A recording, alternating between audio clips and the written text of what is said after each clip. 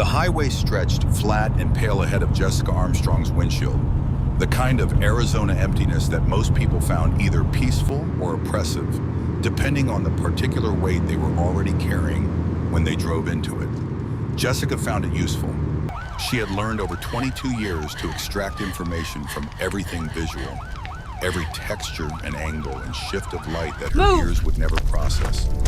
And this particular corridor of Highway 93 between Wickenburg and nothing gave her eyes long, clean sightlines to work with. That was useful. Right now, useful was everything. Move!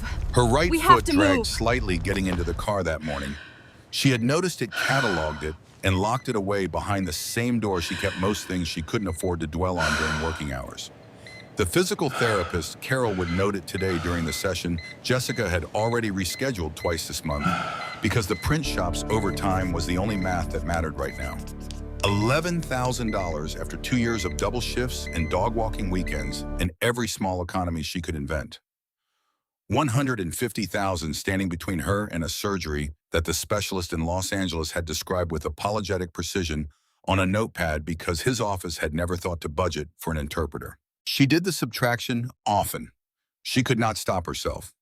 In line at the grocery store during the 20-minute drive to the print shop in the gray quiet of the apartment, she kept as spare as possible to eliminate the stumbling hazards that accumulated when her balance began its next inevitable retreat.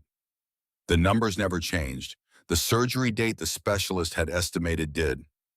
Moving closer month by month like a wall she was walking toward, whether she chose to or not.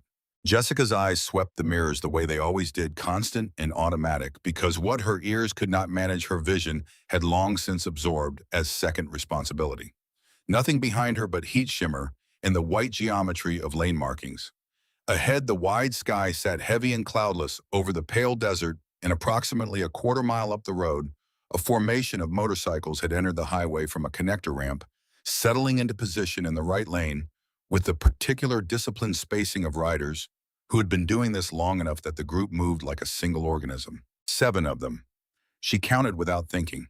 Black leather catching the afternoon sun patches across their backs, forming shapes she recognized from a distance, even if the specific text was still too small to read. Everyone in Arizona recognized the silhouette. It existed in a peripheral cultural awareness that nobody needed to have spoken aloud to absorb. She was not watching them with anything more than ordinary road awareness when she noticed the truck. Dark green, box configuration, no company markings or none she could see from this distance. Nothing that would explain the way it was moving. Because the truck was not maintaining a lane. It was not drifting, not accelerating unevenly, not doing any of the dozen things that indicated mechanical trouble or an inattentive driver. It was pacing the motorcycles, matching their speed, precisely hovering just inside the left lane at an interval that held constant through 2 gradual curves in the road, an interval that was not accidental, because accidents did not sustain themselves with that kind of geometric consistency over that kind of distance. Jessica's hands tightened on the wheel.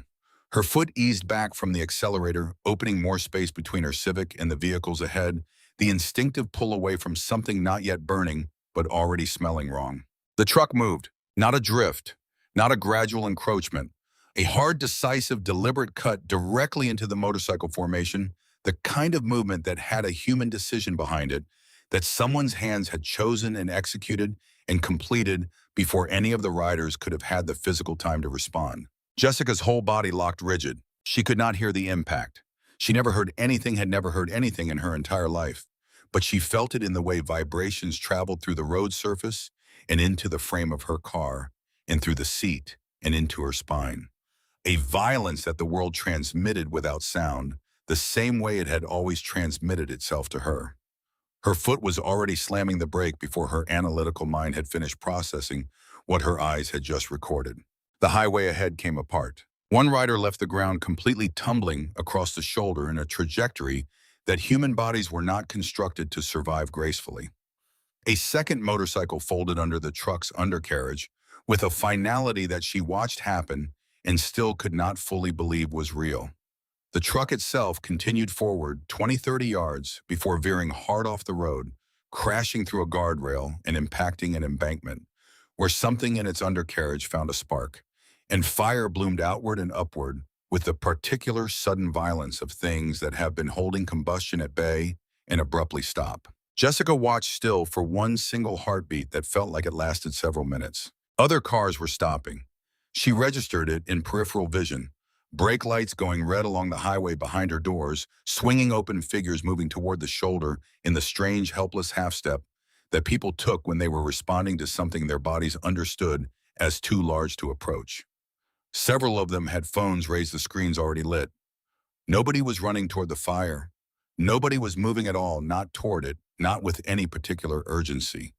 They stood in the particular paralysis that Jessica had observed before at the edges of crisis and had once years earlier shared before she had stopped being willing to. She was out of the car before she had consciously made the decision to open the door. Heat slapped to her with physical force the moment she cleared the vehicle. Real furnace-grade heat, the kind that turned the air itself into something that pushed back against forward movement. She registered it and kept moving because the alternative was being one more person standing still while someone needed help, and she had made that choice at the level of something fundamental. Years ago, not heroically, not dramatically, just absolutely. She could see the shape on the ground now. Close to the burning truck's undercarriage, too close, a man of significant size, one arm, raised hand working against the asphalt in the slow, determined grip of someone whose body was failing faster than his will was. Something was pinning him. As she got closer, she could see the chunk of metal engine, blocked by the look of it, thrown clear in the initial collision, resting across the lower half of his body at an angle that would have made extraction impossible by strength alone. A woman near Jessica grabbed her arm as she moved past. Jessica did not need to read her lips to understand the message. The shape of the face said it all. The wide eyes, the grip, the pull backward. Don't go. Wait, it's too dangerous. Jessica pulled her arm free and kept moving. She had been waiting her entire life, waiting for someone to notice a hand she was raising, waiting for an interpreter who arrived late or not at all, waiting for a medical office to figure out how to talk to her while the doctor's schedule kept advancing and her own life's particular clock kept counting down. She had more practice with waiting than anyone should accumulate before the age of 22, and she had learned in the accumulation of all those particular experiences that waiting accomplished nothing except ensuring that the thing you needed done remained undone. She was not going to wait here. The heat near the truck was serious now. She could feel it pressing against the skin of her forearms, her face an aggressive warmth that crossed from uncomfortable into threatening with each step closer. The man on the ground was looking at her, and his eyes were extraordinary things to witness in a burning situation. Pale gray, she would discover later, though, from this distance, they appeared almost colorless, and they were tracking her approach with an expression that cycled through surprise, then a ferocious and immediate rejection of what she was doing, his hand moving toward her palm, out pushing the air, mouthing something with absolute clarity even from this distance. Get back, go, run. She shook her head once hard and dropped to her knees beside him, the asphalt's retained heat burning through the denim at her kneecaps. Up close, she could see him fully. Enormous 6'4" at minimum, probably 260 pounds, of the kind of mass that came from decades of physical labor rather than a gym. Gray beard, close trimmed, dark with sweat and blood. A leather vest, sleeveless, heavy with patches she didn't stop to read, split and scorched at the edges. His lower body was pinned, and he was far too heavy to move by direct force. She swept the wreckage with her eyes the way she swabbed every new space she entered, because when you could not rely on one sense, you developed the habit of interrogating the others until they gave you what you needed. The pipe was 12 feet away, torn free from something in the crash, chrome-plated, roughly 4 feet long, thick enough to serve as a proper lever and not merely bend under load. She crawled to it, grabbed it, dragged it back, wedged one end beneath the lip of the engine block, and positioned her body weight against the other end, the way she had watched the loading dock workers at the print shop use a breaker bar when the hydraulic lift was out and freight needed moving by alternative means. His mouth was working again. She did not look at his lips.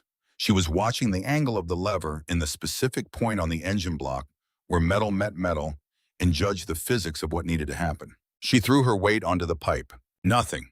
One agonizing second of pure resistance, muscle against mass leverage, against physics, and then grudging and ugly and insufficient by any standard except survival, the block shifted. An inch, then two. Her arms shook with the effort. Sweat hit her eyes and she blinked it away without loosening her grip, because loosening her grip was not a choice she was currently entertaining. Behind her, she felt the change in the air's temperature, a sudden pressing intensification of heat that traveled up through her back and into her shoulders like something aware of her presence. Third shift. She dropped the pipe and grabbed him both hands under his arms, her own small frame bracing against his enormous one, and pulled with everything her body had accumulated over 22 years of compensating for a world that had never been designed with her in mind. He helped. That was what saved both of them. Even pinned, even broken, he found some reserve in an uninjured leg and pushed, and the combination of his push and her pull moved him those last few grinding feet away from the truck's undercarriage. His mouth was still moving. She was close enough now to read it. "It's going to blow. Go, now." She did not go. She got her shoulder under his arm and hauled him another 3 feet, and that was when her body sent her the warning that her ears never would. A change in air pressure so abrupt and total that it registered in her sternum before anywhere else, an atmospheric shift that her nervous system decoded without language as the specific predecessor to catastrophic release of energy. She threw herself over him. The explosion's force lifted her and put her back down on the asphalt in a way that erased everything for a duration she could not subsequently measure. White, then nothing. Then the world returning in pieces, her body's inventory of itself rushing back in with the particular uncooperative insistence of survival ribs reporting in first hands close behind, a percussion behind her eyes that she understood as a concussion even before she opened them. The last thing she registered clearly before unconsciousness finished claiming her was the arm. His arm, massive and burned and trembling with effort, wrapped around her back, shielding her from debris that she could not hear falling, but could feel as a series of dull impacts against his body instead of hers. And his mouth moving one final time, shaping words she would not be able to read until someone wrote them down for her hours later in a hospital room. You didn't have to do that, but you did. The recovery room was white and bright, and her hands were bandaged in a way that made the simple act of reaching for the side rail a project requiring more concentration than it should have. The nurse who appeared at her bedside was talking before she had fully oriented herself, the way people's mouths always moved when they forgot, in the urgency of a medical setting, that she would need something different from them. Jessica raised one bandaged hand and managed a sign close enough to its intended shape that the nurse, to her credit, stopped and immediately looked, understood something, and turned for the notepad on the tray. "You are at Wickenburg Regional Medical Center. You have second-degree burns on your hands and forearms, a mild concussion, and 2 bruised ribs. You are going to be okay." Jessica read this twice. She had read faster than most people could process information, even as a child. Compensation. Again, the usual compensation, another thing built in place of what was absent. She grabbed the notepad and wrote back, "The man I pulled out of the fire. The biker. Is he alive?" The nurse hesitated. Just a flicker. Just long enough for Jessica's stomach to perform a full descent before the woman wrote, "He is alive. He is in critical condition, but stable. He is in surgery. Everyone is talking about what you did." Relief moved through her with a physical completeness that surprised her. She looked toward the window, toward the rectangle of Arizona late afternoon, sitting flat and pale against the glass, and let her eyes fill without making a performance of it, because no one was watching, and because she had earned it by surviving something that she had not particularly been certain she would survive while it was happening. She was still watching the window when the door opened approximately an hour after the doctor's visit, after the pupils and reflexes and careful confirmations that her head injury was manageable rather than serious, after the burns had been assessed and redressed and the news delivered that she would not need grafts. The man who stepped into her doorway was not hospital staff. He wore a leather vest over a gray thermal shirt, patches she could see clearly now that she had proximity and context. Shaved head, neatly trimmed, dark goatee forearms, visible below rolled sleeves that were entirely covered in ink. His eyes moved across the room the way hers did, the habitual surveying of someone who had learned that spaces required reading before you committed your weight to them. He knocked once on the door frame, out of what seemed like genuine habit, rather than any expectation she would hear it, and waited until her eyes found him before stepping inside. He was already holding a small whiteboard. Already had something written on it. Someone had told him then, before he came in. Someone had given him the specific information needed to prepare, which meant someone in this building had talked to someone outside it, which meant the world she had accidentally stepped into moved quickly and thoroughly in ways she was only beginning to understand. My name is Waylon. Everyone calls me that. I ride with the man you pulled out. His name is Clint. Clint Dalton. He's been asking for you since they brought him back from the OR. He wants to thank you himself. Is that all right? Jessica studied the man's face. There was assessment in it, careful and professional, but beneath the assessment, something else. Something she would not have been able to name precisely then, though later she would identify it as a specific kind of recognition. The recognition of someone encountering a quality they had been trained to value and were not expecting to find packaged the way it currently was. She signed slowly and watched his face for comprehension.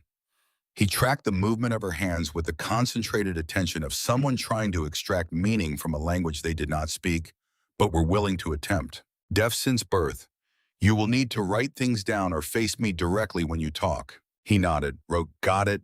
He's 2 doors down. I'll take you. He helped her into the wheelchair with the particular careful efficiency of a man who had dealt with injuries before and understood the engineering of moving a body that was not fully cooperating. He pushed her the 2 doors down the hallway with a steadiness that was at odds with the visible tension still running through his shoulders, a residual current of something that Jessica suspected had been running hot since the moment the truck had made its turn on the highway and had not yet fully discharged. The room they entered was more equipment than space. Monitors tracking numbers Jessica couldn't hear alarm on, but could read in the fluctuating columns of their displays. IV lines feeding into both arms. Oxygen tubing. The particular organized chaos of a room that had recently been the site of urgent medical work and was now in the slower watchful phase. And in the middle of all of it, propped against pillows with bandaging wrapped thick around his chest and one leg elevated in a brace, was the man from the highway. Up close and without fire and smoke, and the compression of emergency distorting everything she could take the full inventory of him. He was in his early 50s, the gray beard close trimmed and very dark with recent damp. Gray hair pushed back from a face that carried several dozen years of sun and wind and road in its weathering. Scars along the jaw and forearms. The kind of physical history that was written into skin, the way experience was written into character, permanently without softening. And his eyes, when they found her, were a pale, almost colorless gray that went through several rapid shifts of expression before settling into something that was not quite gratitude and not quite disbelief, but contained both of them somewhere in its architecture. He gestured for the whiteboard.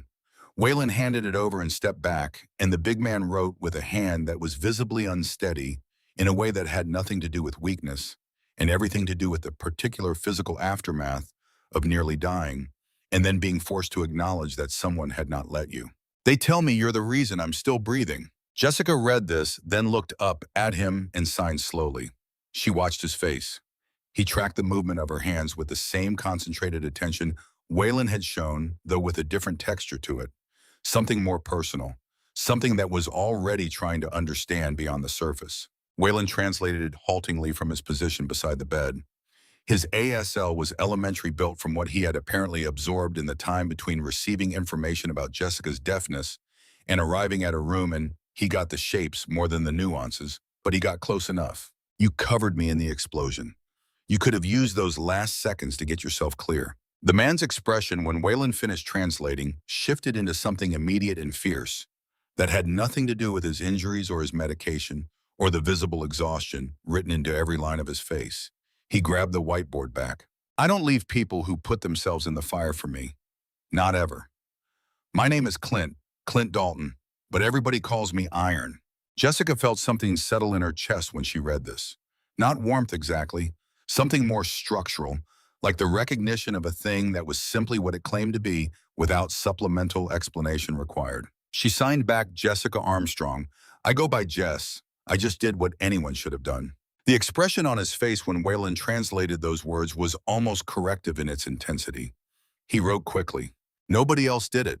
You watched that, didn't you? Dozens of people standing there with their phones out. You were the only one who ran toward it." Jessica did not have the clean answer for this. The truth of it was layered in ways that did not fit neatly onto a whiteboard or into a few signs. It had something to do with a lifetime of being told to wait, something to do with watching other people freeze while harm unfolded, something to do with the particular clarifying quality of her silence that had always made physical danger feel like a problem to solve rather than a sound to fear.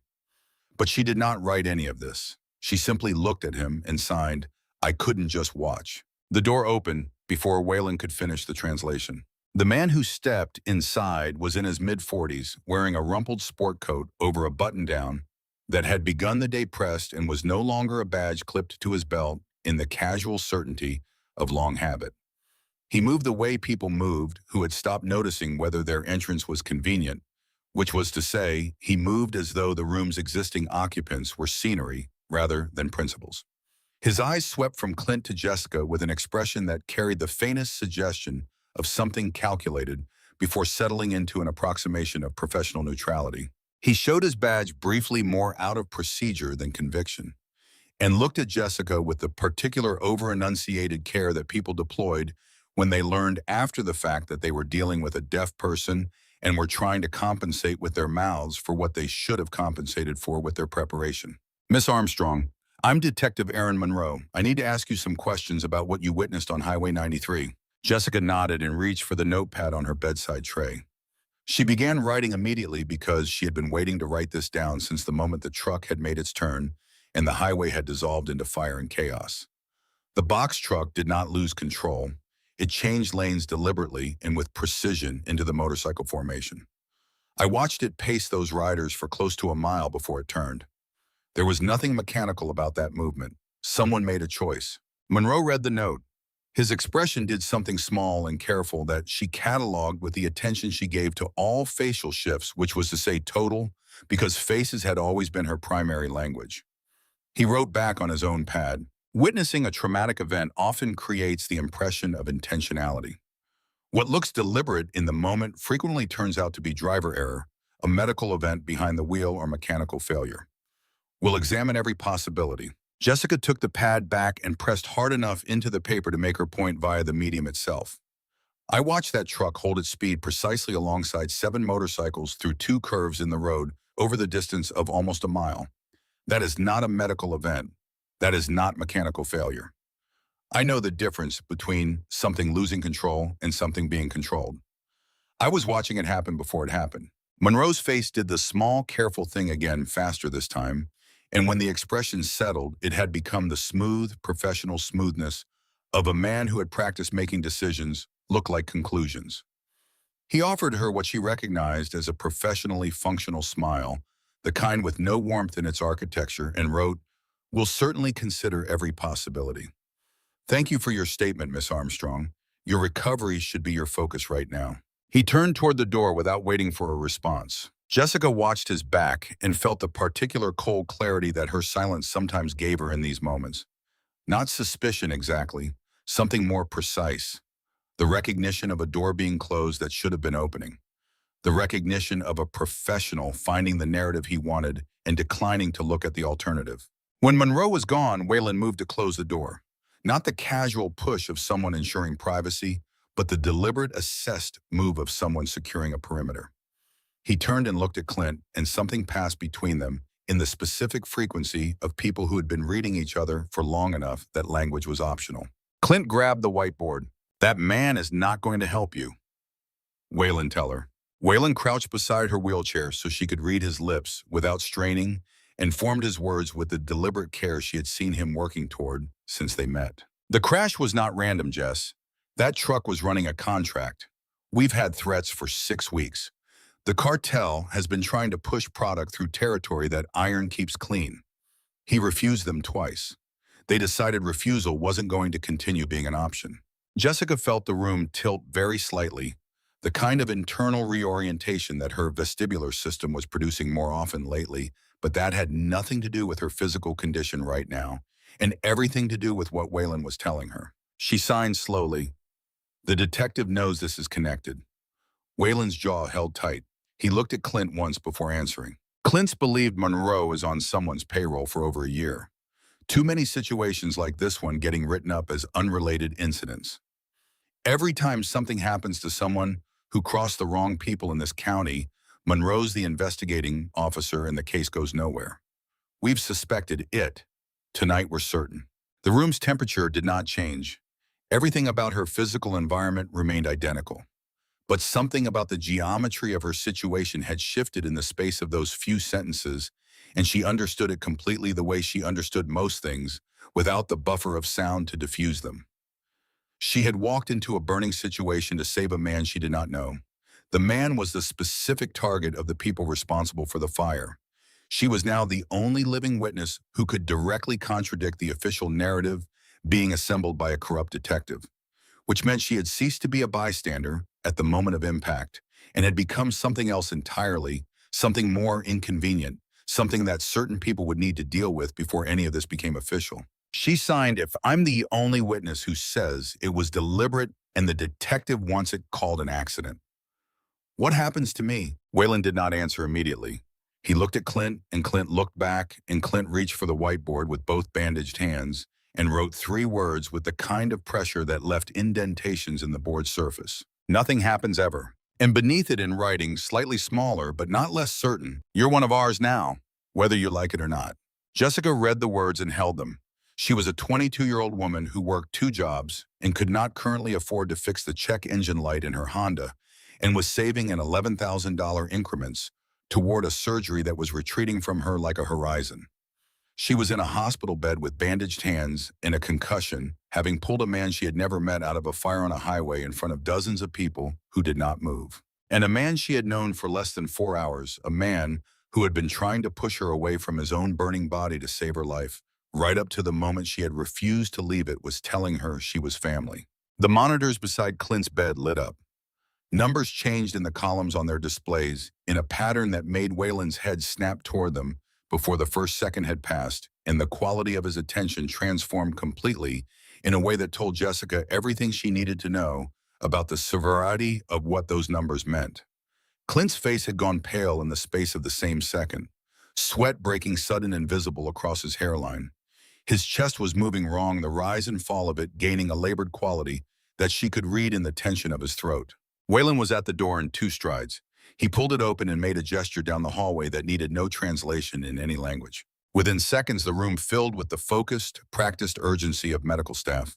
Hands moving voices she could not hear, calibrating to a crisis she could only observe from the position of someone being moved back.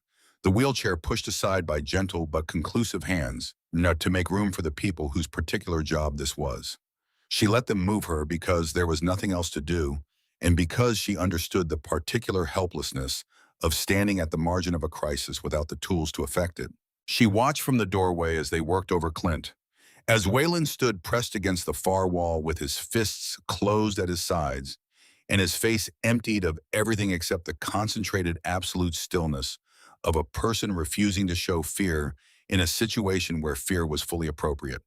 As the minutes collected into something that stretched past comfortable and into the territory of dread, before the energy in the room began very gradually to shift towards something more deliberate and less catastrophic. A doctor turned toward the doorway, where a collection of leather-vested men had gathered, drawn by whatever system of communication moved through their world faster than conventional messaging. Their faces reading the room in real-time expressions, ranging from the careful blankness of enforced composure to something raw and more direct. Wayland translated for Jessica, his hands moving with the first real unsteadiness she had seen from him since they met. "Internal bleeding from the impact. They nearly missed it. He needs emergency surgery right now." They moved Clint's bed out of the room at a pace that left no room for ceremony, and his eyes found Jessica's for precisely the duration of 1 step before the double doors at the end of the hallway closed behind him. In that 1 step's worth of eye contact, she read something that she recognized because she had felt it herself on the highway, standing at the threshold of something genuinely dangerous and choosing to go forward anyway. Refusal. The absolute structural refusal of a person who was not finished yet. She sat in the hallway for what the clock on the wall eventually told her was 4 hours, surrounded by men who were strangers and who treated her with the particular courteous deference of people who had been told she mattered and had accepted that information without requiring further explanation. The hallway outside the surgical suite filling gradually with riders who had received word and come, some still in their riding gear, some having clearly been pulled from other places by the kind of call that overrides whatever else you are doing. An older man with a gray ponytail, passing her chair, placed his hand briefly over his heart and inclined his head. She nodded back. She did not sleep. She watched the clock and the doorway and the hallway and the faces of the people keeping vigil, and she waited for the thing she had been waiting for with her whole body since the moment Clint had been wheeled past her. It was well past midnight. The clock said 1:14 when she looked when Waylon appeared at the doorway to her room where a nurse had eventually succeeded in returning her. His face was not the face she had been preparing herself to read. It was not the particular devastation she had been bracing against in the architecture of her own chest for hours. It was something else. Still grave, still marked by exhaustion and the specific strain of hours of controlled fear, but beneath all of that, something fundamentally intact. He held up the whiteboard. Surgery went through. He's stable. Critical still, but stable. He's fighting. Jessica looked at the ceiling. She let her eyes close for the duration of one slow breath. When she opened them again, she found Waylon still watching her with an expression that she hadn't seen from him before, something more open than the careful assessing quality he had been wearing since he first appeared in her doorway. He held the whiteboard up one more time before he left, bracing it against the frame as though he wanted to be certain she had read it fully before he returned to his post. Whatever comes next, you're not facing it alone. Not anymore. She read it twice, set the whiteboard on her lap, and looked at the window at her own reflection, ghosted, pale and bandaged and exhausted in the glass.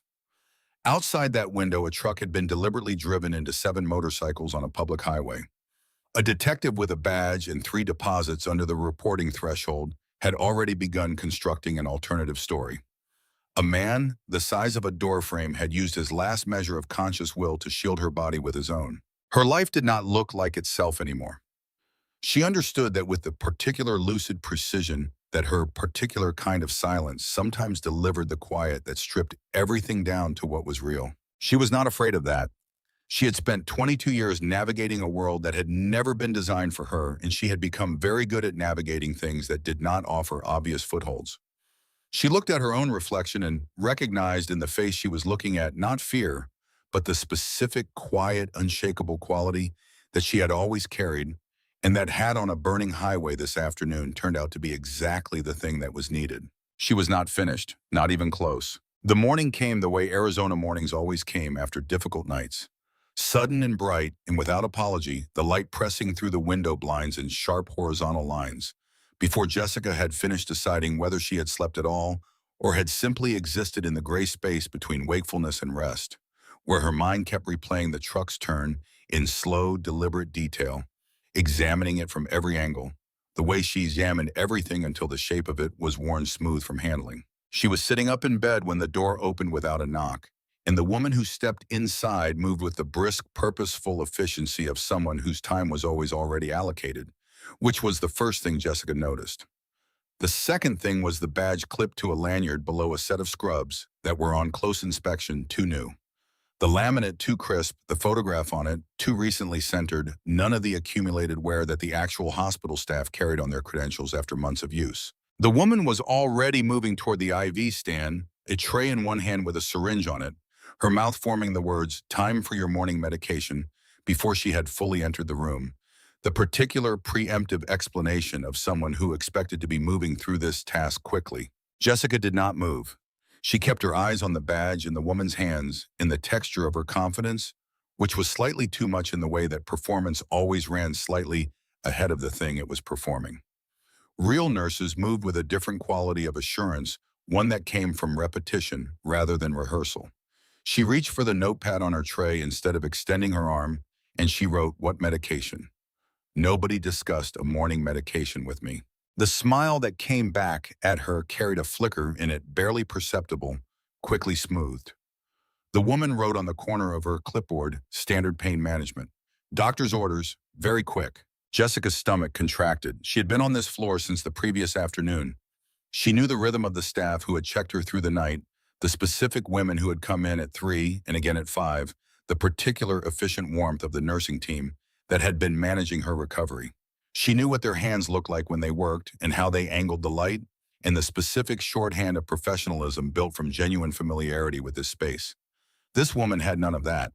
Her eyes kept moving toward the doorway, toward the hallway, with the particular attention of someone far more interested in who might arrive than in the patient in front of her. Jessica reached for the call button. The woman's hand shot out and closed over her wrist before she reached it. The grip was hard, immediate, and entirely without the instinctive gentleness that a nurse would have caught herself with even in a moment of urgency. That single contact removed every remaining uncertainty. Jessica twisted her wrist free with the sharp rotational motion she had learned years ago when a physical therapist had spent an afternoon teaching her to break wrist grips because she needed to understand what her body could do when it needed to do things, and she slammed her palm down on the call button at the precise same moment the door burst open. Waylon filled the doorway. The change in the woman's face was instant and complete. The professional performance dropping away, entirely replaced by the specific quality of someone calculating exit options and finding them inadequate. Her hand went toward the tray, toward the syringe, and Waylon covered the distance between the doorway and the woman in 2 strides and had her wrist against the wall before the syringe had cleared the tray's lip. It clattered to the floor. The room filled in the way hospital rooms fill. When a call button produces results, people converging with urgent efficiency, voices she could not hear, but could read in postures and faces, in the rapid reorganizing of bodies in a space. Security appeared from the hallway. The woman was removed, controlled, and cornered, still trying to produce an explanation that nobody in the room appeared to be receiving with any particular willingness. When the room cleared enough for Waylon to reach her, his hands were not entirely steady. He grabbed the whiteboard and wrote with the particular focused care of someone whose adrenaline was still running faster than his handwriting. That syringe was not pain medication. Security is testing it now. I already know what it was. That was meant to kill you, Jess. Made to look like a complication. Clean and quiet and completely unnoticed in the ordinary business of a hospital morning. Jessica read this twice. The words sat in her vision and she let them be exactly what they were because she had learned that looking away from accurate information did not change its accuracy. She wrote back, her hand steadier than she would have predicted, given everything her body was currently managing. They tried to kill me here, in a hospital, in the morning, with staff coming and going from this room all night. Waylon's expression when he looked up from reading it held none of the reassurance she might have wished for. He wrote back flat and direct in the way she was beginning to understand was simply how he communicated when something mattered enough to dispense with softening. That's exactly why they chose here. Ordinary, expected. Nobody looks at a nurse in a hospital. Nobody questions a syringe in a recovery room. They almost got away with it because the only reason I was on this floor was that I never left. I stayed all night in the hallway outside, and something felt wrong about the timing, and I came in. Jessica stared at that last line for a moment, then signed slowly. You stayed all night in the hallway. Waylon gave a short, unambiguous nod. She signed because of Clint. He shook his head and wrote one line, because of you. Within the hour, her room looked different. 2 of the club's members positioned outside her door with the specific practiced stillness of men who had stood watch before their arms crossed, their eyes conducting the continuous, unassuming sweep of the hallway in either direction that civilians mistook for idleness. And that was actually the opposite. A third man sat in the chair closest to her bed, close enough to move instantly if anything in the room's atmosphere changed. She had spent her whole life in a world that did not naturally accommodate her. She had spent 22 years being the person who made adjustments, who prepared in advance, who carried the extra weight of navigating toward every interaction from the disadvantaged direction of the person without the thing everyone else assumed as baseline. She had never in any of those 22 years had anyone position 3 large and very capable-looking human beings between her and the door. She did not know whether to be grateful or terrified. She settled for both. A doctor arrived mid-morning, a real one-badge worn soft with used hands moving with the confident familiarity of someone who had been doing this for long enough that the knowledge was in her fingers rather than in her head. She checked the burns, adjusted the IV, and wrote without being asked, "Your recovery is progressing well. Given this morning's incident, hospital administration is discussing discharge options for your safety and ours. We cannot protect you from a threat that has demonstrated the ability to bypass our security procedures." Jessica read this and felt a cold clarity settle over the situation. She wrote back, "You're removing me because someone tried to kill me here, and you cannot ensure it won't happen again." The doctor's expression carried an honesty that Jessica appreciated, even as its content was uncomfortable. That is accurate. I'm sorry, we are genuinely sorry. The man sitting beside her bed, broad across the shoulders with a neck tattoo that extended up behind one ear, leaned forward and caught the doctor's attention with a light touch on her arm, then made a gesture toward himself and toward Jessica that was universally legible. We've got her. The doctor seemed to find this more reassuring than she might have expected, based purely on the man's appearance, because her shoulders dropped an increment and she wrote, I'll expedite the paperwork. Good luck to you, Miss Armstrong. By early afternoon, Wayland returned with the news she had been holding herself very carefully in the vicinity of since the previous night without letting herself fully approach it. Clint was awake, still in the ICU, still attached to more monitoring equipment than the room could comfortably accommodate, still visibly marked by everything his body had absorbed in the last 24 hours, but conscious and asking for her by the name she had given him, which meant someone had told him her name and he had used it, which for reasons she could not immediately articulate meant something to her. He was wheeled toward her when the nurses finally relented after two separate requests, or she was wheeled toward him. Wayland managing the logistics in the particular competent, low-drama way he managed everything. And when she came through the doorway of his room and his eyes found her, his face did the thing she had watched it do the first time, the rapid shift through several things before settling on the one that was most real. This time, what it settled on was a complicated relief. He reached for the whiteboard immediately, his movements slower than the previous night, more deliberate, each small motion visibly costing something. You should not have come back this morning. Jessica signed back, waiting for Wayland. You were in surgery. Someone tried to kill me in my room. Coming back was not a choice I made by weighing options. His jaw tightened and he wrote, both of those things are my responsibility. That is not something I will argue about with you. She signed, neither of them is your fault. He wrote, doesn't matter. You are under my protection. That is a fact, not a proposal. Something in his certainty, the absolute structural quality of it, the way it was simply a stated condition rather than an offer waiting for her acceptance, settled into her chest with a strange comfort she had not been expecting to find in a hospital room surrounded by monitoring equipment and men in leather vests. She had spent her whole life being the person who arranged her own safety because no one else was positioned to understand what that required. Having someone say with complete and uncomplicated conviction that they had taken responsibility for her continued existence without asking her permission to do so was a thing she did not have a fully formed response to yet. She signed and Wayland translated why. You don't know me. I did what anyone should have done. Clint's response when Wayland gave it back to her was the thing she would carry with her longest out of everything that happened in that particular hospital room. Nobody else did it. That is the whole answer. In my world, that means something. It means everything. You don't walk away from someone who ran into fire for you. That is not a code. That is a law. Wayland appeared in the doorway 40 minutes after they had returned Jessica to her room, his expression carrying a different quality than anything she had read from him yet. Something more guarded and behind the guards, something that she recognized as the particular tension of a person in possession of information they are weighing before distributing. He had a second person with him, a man she had not seen before, younger, late 20s in unremarkable street clothes that had the opposite effect of the leather vests in that they made him more conspicuous rather than less among the men she had been surrounded by. He had the sharp, slightly unfocused look of someone who had been staring at a screen for 12 consecutive hours and had not yet recalibrated to the actual dimensions of the physical world. Wayland wrote, this is Seth. He handles research for us. Intel. I asked him to look into what happened on the highway and to look at Monroe. Seth stepped forward and did something that stopped her breath for one unprepared moment. He signed directly at her, imperfect, clearly self-taught, the signs coming out with the effortful quality of something learned fast from a reference rather than absorbed from use, but direct. His hands forming words meant for her without the mediation of anyone else in the room. He signed, learned a few things on the drive over. Sorry, they're rough. She signed back, slower, simpler. You learned signs today to talk to me. He nodded, a trace of something embarrassed in his expression, as though the effort were something to apologize for rather than something that had cost him genuine concentration during whatever transit had brought him here. She signed, thank you. That matters more than you know.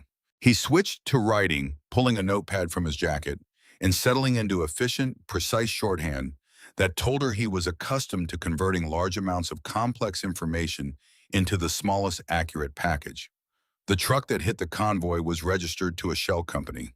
The shell company traces through two more entities before it dead ends at a holding account registered in a border town she would not have guessed had a financial infrastructure sophisticated enough to support this kind of paper architecture. She wrote beneath his note, Cartel. Seth nodded and kept writing. Sinaloa Corridor based on the routing patterns and several names that surface when you follow the financial trail backward far enough. They have been trying to establish product movement through this region for 11 months. Iron has refused them twice in direct terms. The decision was apparently made that continued refusal was a structural problem, requiring a structural solution. Wayland, reading over Seth's shoulder, added his own note beneath it, and it gets worse. Seth's handwriting slowed slightly, his eyes going to Wayland once before he continued. Detective Monroe's personal accounts show 3 deposits in the last 6 months, each one just under $10,000, structured deliberately to stay beneath the automated reporting threshold. 2 of them trace back through intermediate accounts to the same holding entity that owns the truck. Jessica read this and held very still for a moment. She wrote, the detective investigating this crash is being paid by the people who arranged it. Seth and Wayland exchanged a look that confirmed the statement without requiring additional words. She wrote again, pressing harder. The nurse this morning, the one with the syringe. Was that Monroe too? Did he give them my room number? Wayland was the one who answered this time, his handwriting heavier than Seth's, more deliberate. We don't have confirmation of the specific chain yet, but the detective assigned to bury this case is also the one person in an official capacity who had access to your exact location and room number within this facility from the moment of your admission. That is not a coincidence we are able to take seriously as a coincidence. Jessica set the pen down and looked at the window. The afternoon light was moving across the floor in the long, flat way it moved in hospital rooms, indifferent to everything happening in them. She had driven to a physical therapy appointment this morning. She had been 22 years old with a degenerative nerve condition and $11,000 saved toward a surgery she probably could not afford in time, which had felt like the weight of her world. She picked up the pen and wrote, what do we do now? Wayland's answer came without hesitation and carried the same structural quality as everything Clint had written to her since the first room. Not a suggestion, a fact about what was going to happen. We move you somewhere they cannot reach tonight, and we make sure that everyone who needs to understand that there is a wall around you now understands it thoroughly. She looked at the 2 men in front of her and at the 2 men outside her door, and thought about the man 2 rooms away fighting for his life for the second time in 24 hours, and who had used what was available to him to make certain that she knew she was not alone in this. She nodded. The convoy that moved through the hospital's rear service entrance 2 hours later had the particular organized quality of something that had been assembled before, that drew on a system of communication and coordination that functioned without the delays of improvisation. 6 vehicles, including 2 motorcycles ridden close by men who had accepted the constraint of slow speed in a parking structure without apparent objection, their headlights cutting through the evening dimness in a way that struck Jessica as both practical and symbolic, the club providing its own illumination through unfamiliar territory. She counted while she waited. It was a habit, the counting automatic and continuous, her eyes doing the work her ears could not do. She counted the men and the vehicles and the exit routes from the parking structure and the time between Wayland's last written communication and the arrival of each successive element of the plan he had outlined. The counting was something her physical therapist Carol had observed once early in their work together and had described as hypervigilance, in a way that suggested it was something to be managed. Jessica had never found a compelling reason to try. The black SUV's rear seat held her and Wayland, and Seth, with his laptop already open, the screen's blue light casting the particular pallor of someone who had been in continuous engagement with a problem for hours. The windows were tinted dark enough that the outside world appeared in the specific desaturated way of a photograph rather than the full-spectrum reality of actual vision, which Jessica found she did not mind. The outside world right now was not offering her information she needed. The inside of this vehicle was.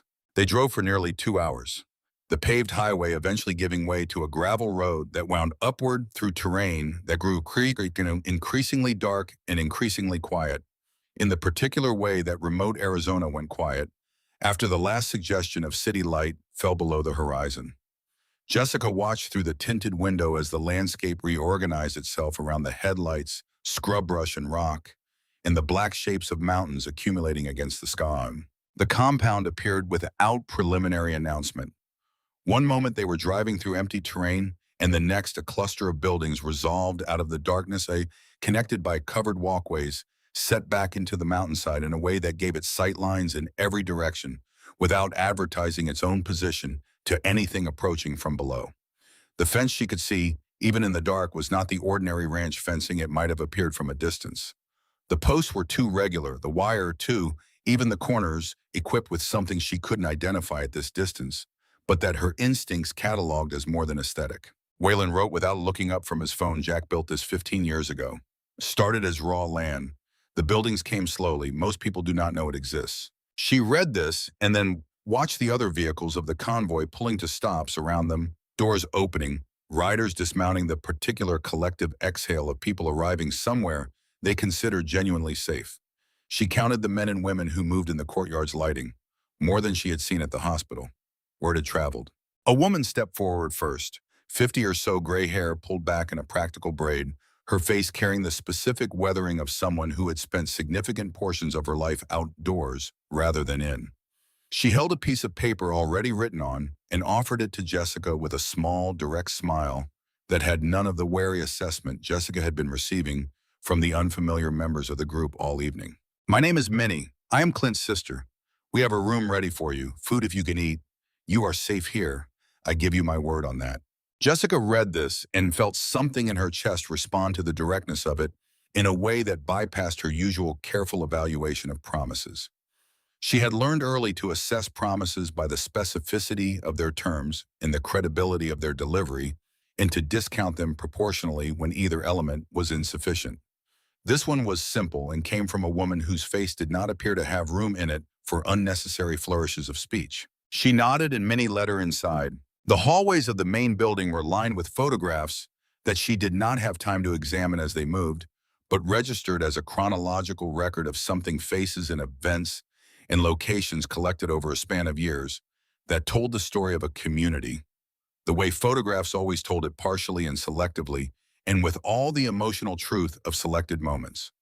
The room Minnie brought her to was small and clean and carried the particular quality of having been prepared by someone who had thought about what it required rather than simply having assigned it. The bedside lamp was rigged with a small device that she recognized before Minnie had time to write an explanation. A vibrating alert system, the kind designed for deaf users, affixed to the nightstand beside the lamp with the slightly improvised quality of something installed quickly but installed correctly. Minnie noticed her looking at it and wrote, "Clint called from the ICU 3 hours ago and asked one of the men to install it. Said you'd need to feel the alert rather than hear it." Jessica looked at the small device for a moment that was longer than she intended. In 22 years of navigating a hearing world, she had been in many spaces that had not been designed with her needs in mind, and she had developed the full suite of adaptive strategies required to navigate all of them. She had almost never been in a space that someone had modified specifically for her, without being asked, without being reminded, having simply thought about it and done it from the particular surplus of consideration that most people allocated to other things. She wrote, "He did this from the ICU." Minnie wrote back with an expression that carried both pride and something sadder. "That man has never done anything halfway in his life, not even when it would make considerably more sense to rest." Jessica looked at the device again, and then she wrote, her hand not entirely steady. "Thank you, both of you. This means something I'm not sure I can explain." Minnie squeezed her shoulder once briefly and with genuine warmth and stepped back toward the door. "Rest if you can. Tomorrow will need you at your best." She did not sleep well. She had not expected to. Her body had been through enough that the ordinary mechanisms of fatigue should have overridden everything else. But her mind was doing what her mind did in the absence of sound, which was to make up the deficit in analysis. She kept returning to the truck's movement on the highway, to Monroe's expression as he smoothed his face into professional neutrality after reading her statement to the nurse, with the too new badge and the hand that had gripped her wrist with the wrong kind of force. She was awake and in the main building's kitchen before what felt like a reasonable hour, moving carefully through a space she had not yet fully mapped. And she found Seth already there, hunched over his laptop with the particular hunched posture of someone who had possibly not moved from that position since the previous evening. Waylon was beside him with coffee and an expression that went tight the moment he saw her face because she had not yet learned to manage what her expression did when her mind was doing this particular variety of work. He gestured toward the laptop and wrote, "Seth found something overnight. I was about to come wake you." Seth turned the laptop so she could read the screen. A local news website, the article timestamped to the early morning hours, a headline above a photograph of the wreckage on Highway 93 that she would have recognized from any angle at any distance. Motorcycle gang rivalry linked to fatal Highway 93 crash. 3 dead. Investigation ongoing. She read the article twice. The language was careful in the specific way that language was careful when someone with an interest in the narrative's direction had influenced its construction.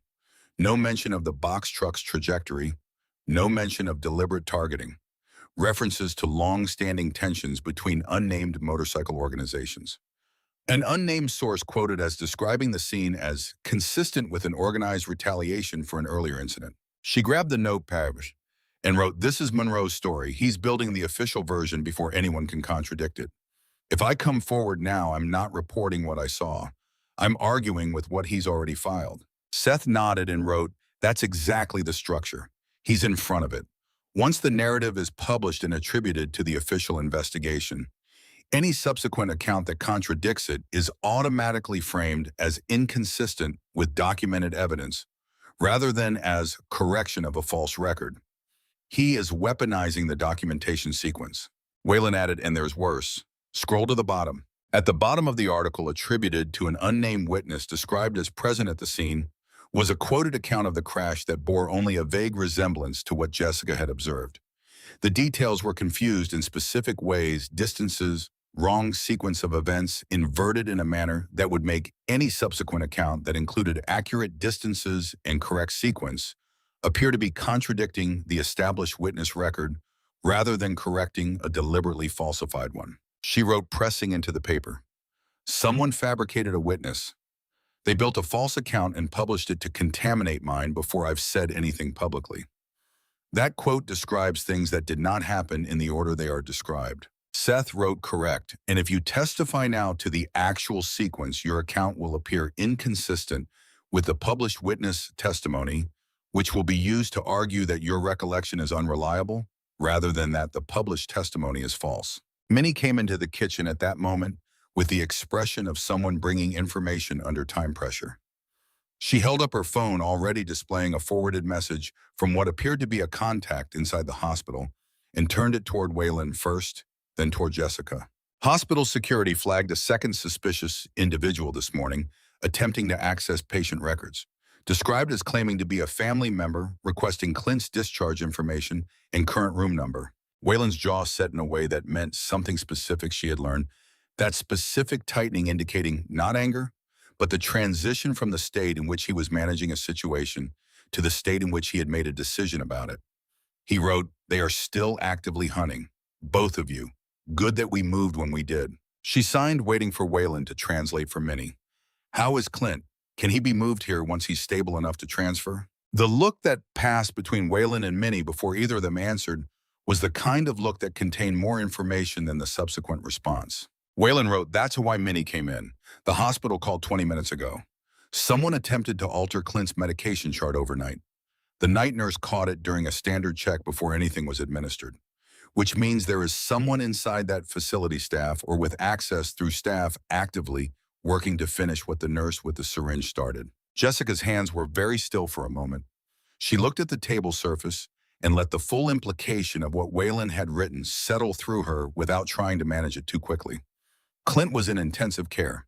He was connected to monitoring equipment and IV lines and the entire physical infrastructure of a hospital environment designed to sustain him, and that same infrastructure was now a vector through which people who wanted him dead could reach him with a level of precision and plausibility that would make the cause appear natural. She signed, "We have to get him out of there, now, before they try again." Waylon was already moving before she finished his phone out, typing rapidly with the specific efficiency of a man who had made several calls from difficult positions before and knew exactly which sequence of contacts produced what result. The convoy that assembled within the hour was considerably larger than the one that had brought her here. More vehicles, more riders, the compound's quiet morning population transforming with the focused collective efficiency of a group that ran on trust and communication built from years of shared necessity. Jessica stood in the courtyard and watched them organize and felt the particular quality of being surrounded by people whose loyalty to one another had been earned through actual events, rather than asserted through conventional affiliation. Minnie appeared beside her and wrote, "You're staying here. Too dangerous for you to go back to that hospital." Jessica shook her head immediately and wrote back, "Clint was hurt shielding me. I'm not staying safe while everyone else goes to move him." Minnie studied her for a moment with the particular measuring quality that Jessica had observed in her since arrival, an assessment that was not unfriendly, but was also not going to accept performance in place of substance. Then she wrote, "You're stubborn in the specific way that tends to get people through things they shouldn't survive. Clint is going to find that extremely familiar." She was helped into the lead SUV without further argument. The drive back toward Wickenburg had the different quality of a convoy moving with purpose, rather than evacuating from danger, which was in some ways worse because it had the particular tight-wound tension of a situation in which the outcome depended on timing that no one could fully control. Waylon beside her scanned the road the way she scanned every space, continuous and systematic, and making the scanning look like something other than what it was. They arrived at the hospital's rear entrance to find a situation already developing in front of the main entrance that Jessica registered through the SUV's tinted window with a cold, settling clarity before anyone had written her a word of explanation. Two men in dark suits standing near the hospital's main doors, engaged in what the body language described as an argument with hospital security, gesturing at a clipboard radiating the specific aggressive impatience of people who were not arguing because they expected to win the argument, but because the argument was itself the point, the distraction, the attention-focusing event that would give someone else a window. Seth in the front seat had his phone camera extended and zoomed. He turned the screen toward her without speaking, his expression supplying the rest. "Same company. One of those men appears in a financial filing I pulled last night. That is not legal representation. That is cartel muscle standing at the front door making noise while someone else uses the back." Waylon's phone buzzed. He looked at it, his face going through the specific sequence of changes she had begun to read as his tells. Calm first, then tight, then the particular stillness of decision.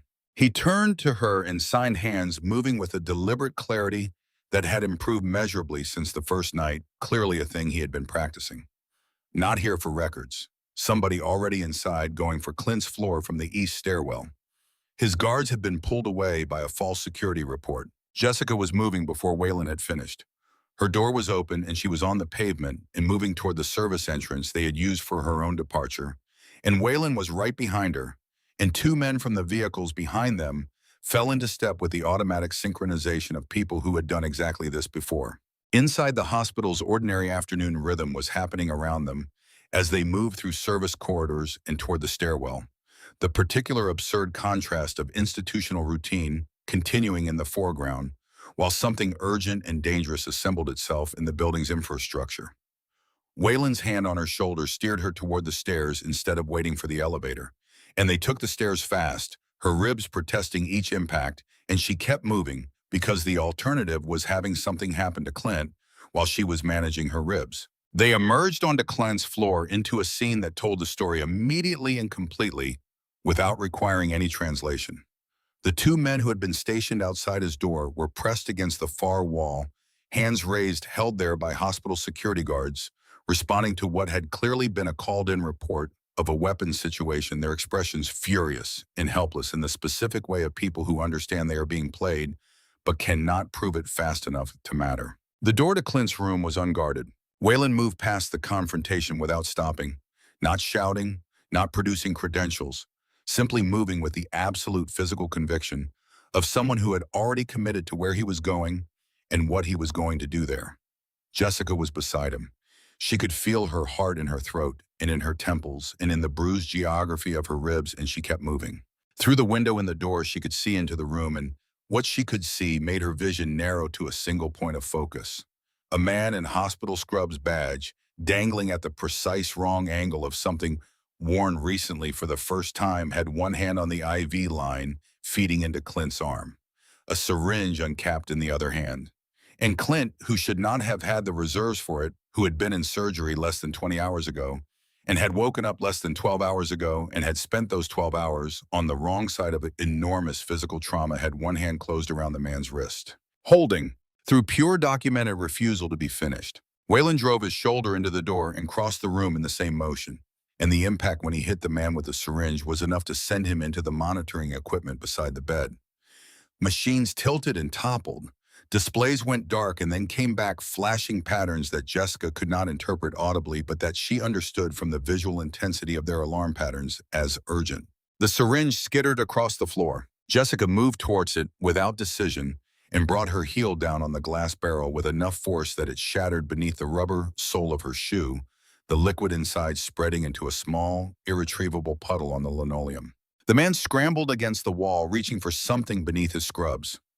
Wayland was faster by the specific margin that people who had trained for this kind of situation were faster than people who had not, which was not a large margin, but was consistently the one that mattered. 2 precise, economical blows, and the man went down and stayed there. Real nurses flooded in on the heels of the chaos. Security arrived from the hallway. The room reorganized itself around the clinical emergency of overturned equipment and a patient whose monitors were flashing, and the secondary emergency of an unconscious man on the floor, and the tertiary emergency of working out exactly what had just happened and who was responsible for which part of it.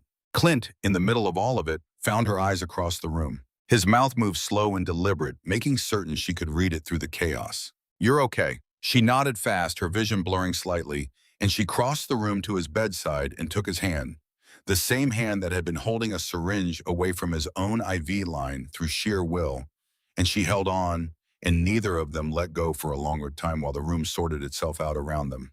The man on the floor was removed by security.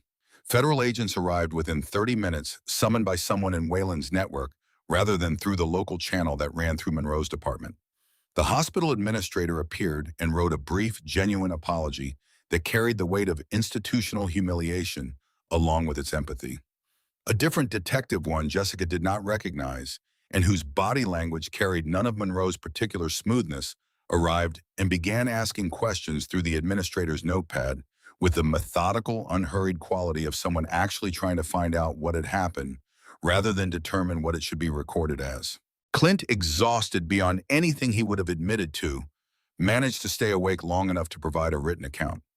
When the room finally cleared to something approaching quiet, he grabbed the whiteboard from the tray with hands that shook more than they had the previous night. He wrote, "You came back." She wrote, "Of course." He wrote, "I told Minnie to keep you there." She wrote, "Minnie told me I was stubborn. She didn't tell me to stay." Something in his face shifted into an expression she had not seen from him yet.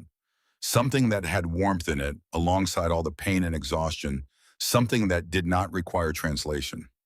He wrote, and she could see the effort it took to hold the marker steadily. "Stubborn woman." She signed back and waited for Wayland to translate, though she suspected from his expression that Clint was beginning to read some of the simpler signs directly. "Takes one to know one." Seth appeared in the doorway 20 minutes later with his laptop and an expression that cleared every other thought from the room. He crossed to the whiteboard and wrote beneath Clint's last line in his small, fast handwriting. "I have been working on the financial trail while everyone was doing the rest of this. I found the shell company's ultimate ownership. It connects through 2 more holding layers to a private security firm that holds service contracts with 3 county law enforcement agencies, including the department Monroe works for. The same firm is also contracted through a subsidiary to a hospital administration consulting company that manages staffing and security logistics for Wickenburg Regional, which means whoever arranged the hospital badge access for both the woman this morning and the man tonight did not get lucky. They had inside structural access built into the institution's own operating systems." Jessica read this twice and then looked at Clint, who had read it over Seth's shoulder, and the expression on his face was the expression of a man who had suspected something like this and was finding no satisfaction in the confirmation. She wrote, "This is not a cartel paying a corrupt detective. This is an architecture.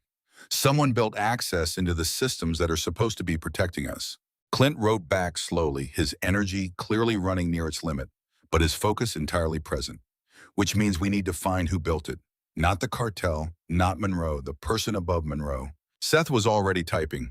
He wrote without looking up, "I'm already looking. Give me tonight. The transfer to the compound happened in the early morning hours with full federal escort because Wayland had made a call during the chaos of the room that had reached the right person, and Agent Imani Blackwood of the FBI's Phoenix field office had confirmed receipt of Seth's encrypted package of financial documentation and had committed to having agents on site within the hour. She was as advertised direct, prepared with a notepad already in hand when she arrived, and a translator she had brought from her own resources standing beside her with the specific professional competence of someone experienced with simultaneous ASL interpretation in high-stakes settings. This was the first time since the highway that anyone had thought to bring an actual interpreter.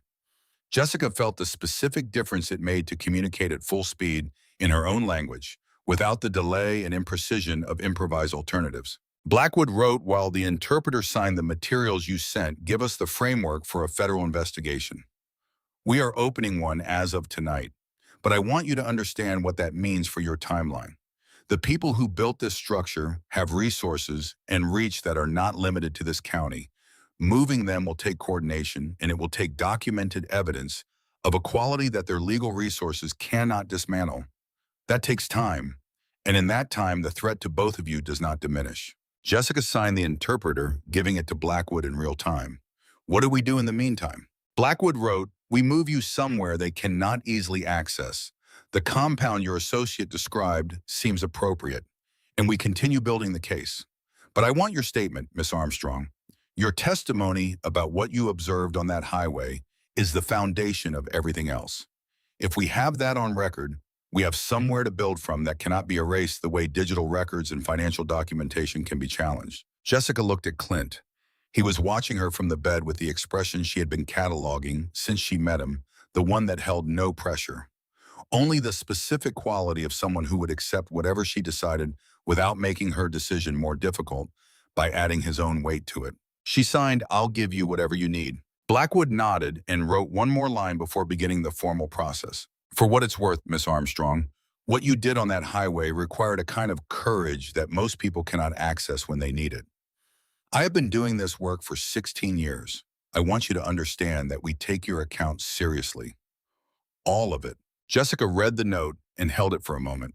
Then she set it down and turned toward the interpreter and began. The statement took 2.5 hours, not because the events themselves were complicated, but because precision mattered here in a way that it did not in ordinary conversation, and because the interpreter, good as she was, wanted to be certain that every nuance of every sign reached Blackwood with the fidelity that legal documentation required. Jessica signed until her hands ached in the joints that had not fully recovered from the burns, and she did not ask to stop because stopping felt like a thing she could not afford to do while the information was still organized and available in the exact sequence she needed it to remain. Blackwood asked specific questions about the distance at which she had first registered the truck's behavior, about the number of curves the truck had maintained its position through, about the angle of turn, the speed at impact, the presence or absence of brake lights in the seconds before contact. Jessica answered each one with the precision of someone who had spent a lifetime compensating for an absent sense by developing the remaining ones far beyond their ordinary capacity.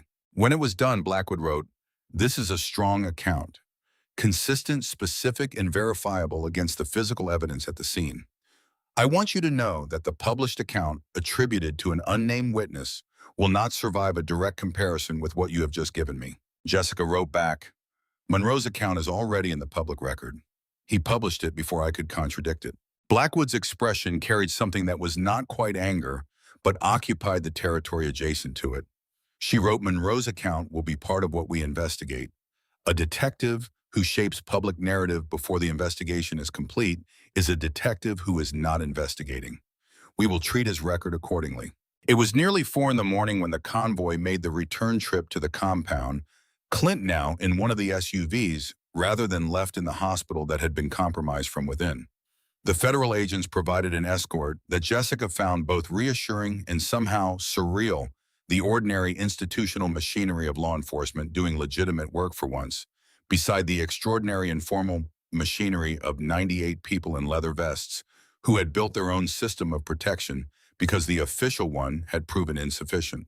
The compound at 4 in the morning was still populated, People had stayed up or had woken when word came that Clint was being brought in, and the courtyard had the specific quality of a place in which people were waiting for news and managing the waiting by remaining in proximity to one another. When the SUV carrying Clint pulled in and the lights picked up his face through the window, the particular collective exhale of the compound's residents was visible, even if she could not hear it. Minnie was first to reach him, her composure complete, and her eyes doing the thing that composure could not entirely suppress. She squeezed his hand through the open vehicle window and wrote on the pad she had brought with her, "You scared everyone half to death, Clint." He wrote back without visible apology, "I'm still here." She wrote, "That is the only acceptable outcome, and you will have to live with the fact that it's the one that happened." Jessica watched this exchange from 3 steps away and felt the specific quality of observing people who loved each other in the specific vocabulary that family had built, the shorthand of a relationship that was deep enough to communicate in compression. She had spent most of her life watching this from outside the particular density of it and had learned to observe without longing for what the observation contained. It was harder tonight. Seth found her in the main building's kitchen the next morning, which she had already established as the room she defaulted to when the thing she needed was information rather than rest. He set his laptop on the table without preamble and turned it toward her. David Riggs. The name was at the center of a diagram Seth had built from the financial connections he had been tracing through the night, a web of holding companies and subsidiary entities, and contractual relationships that radiated outward from that single name in the way that maps of complex systems always organize themselves around the thing at their center. Real estate developer. Board member on 2 hospital administration firms, one of which was the consulting company that managed Wickenburg Regional's staffing and security logistics. Significant donor to the county sheriff's re-election campaign. Served on the civilian oversight board that had reviewed and approved Monroe's promotion 3 years prior. Jessica stared at the diagram for a long time. She wrote, "He's inside every institution that should have been protecting us." Seth wrote, "He has been building this access for years. The cartel connection gives him a revenue stream. The institutional connections give him protection and operational infrastructure. Monroe is not an anomaly in a clean system. Monroe is a design component in a system that was never clean." Waylon, who had appeared in the kitchen with coffee and the specific expression of someone who had also been awake for a significant portion of the night, read over her shoulder and wrote, "This is what we send to Blackwood." Seth was already composing the message. His fingers moved with the particular speed of someone for whom the physical act of typing had become as automatic as breathing the thought and the transmission occurring in a single motion. Confirmation came back from Blackwood within 40 minutes. "I have been looking at Riggs through a different angle for 6 months. What you have found gives me the connection I have been missing. This changes our timeline significantly. Are you both secure?" Waylon answered for the compound. Jessica answered for herself. It was the middle of that same morning when Jessica's phone buzzed on the table beside her, the screen lighting with an incoming text from a number she did not recognize. The message was brief and specific and left no room for interpretation about its intent. "We know where you are. You should have stayed out of this. There is still time to make a different choice." She turned the phone toward Waylon without speaking. He read it, and his face did the specific thing it did when he was making a decision, which was to go very still in a way that was different from his ordinary stillness, in that it had an edge to it. He wrote, "They are aware of your location. They are offering you the appearance of an exit because they believe pressure applied directly might accomplish what the more indirect methods have not. This is not an actual offer." She signed, "I know that. What does it mean for us right now?" He wrote, "It means they know the compound exists. They may have had that information before now. We assume they did. It also means they are running low on options and they know it. Desperate people are more dangerous than patient ones." Seth had the phone in his hands and was already working on the trace, his expression showing the particular focused pleasure of a technical problem presenting itself at an appropriate level of difficulty. He wrote without looking up. The message originated from a burner purchased at a fuel station near Wickenburg 2 days ago. The purchasing transaction traces to a card registered to a subsidiary of one of the holding entities in our diagram. They are not as careful as they believe themselves to be. He sent the trace information to Blackwood. Blackwood responded within 20 minutes. Her message was longer than previous ones and carried a quality of controlled urgency that Jessica had not seen from her yet. Riggs is moving. Financial transfers beginning approximately 6 hours ago, consistent with preparation for departure or evidence elimination. We need to move sooner than originally planned. I need your statement secured in a formal federal location. Can you come to Phoenix tomorrow morning? Clint, who had been sitting at the kitchen table for the past hour, in the careful way of someone managing pain, with the specific economy of a person accustomed to operating through it, wrote, before anyone else could answer, "We can come tomorrow. All of us." Blackwood's reply, "Understood. I will send you the address and protocols." The preparation for the Phoenix trip occupied the remainder of the day in the compound's main hall, Whalen coordinating logistics with the particular focused competence that seemed to be his native state. Seth continuing to build out the documentary package that Blackwood had requested, Minnie managing the compound with the specific combination of warmth and complete organizational authority that told Jessica she had been doing this for long enough that it was simply what the compound was. Clint found Jessica that evening on the covered porch on the compound's south side, where the sky was doing what Arizona sky did when the day's heat finally released, going from white and merciless to a specific deep gradient of color that required no previous experience of it to recognize as extraordinary. He lowered himself into the chair beside her with the careful deliberateness of someone negotiating with injuries that had not yet negotiated back to manageable, and for a while neither of them reached for a notepad. She found this increasingly comfortable, the shared silence, which was something she had not expected. Silence in her experience was her own space, the thing that belonged specifically to her life, the territory that other people visited briefly and found difficult before returning to the auditory world they occupied as default. Clint inhabited her silence differently. He did not perform discomfort with it or rush to fill it with written words that substituted for the sound he was accustomed to. He simply sat in it with her as though it were a room he had been in before, as though the absence of sound were simply a different kind of presence. He picked up his notepad eventually and wrote, "Can I ask you something personal?" She nodded. He wrote, "Why did you really run into the fire?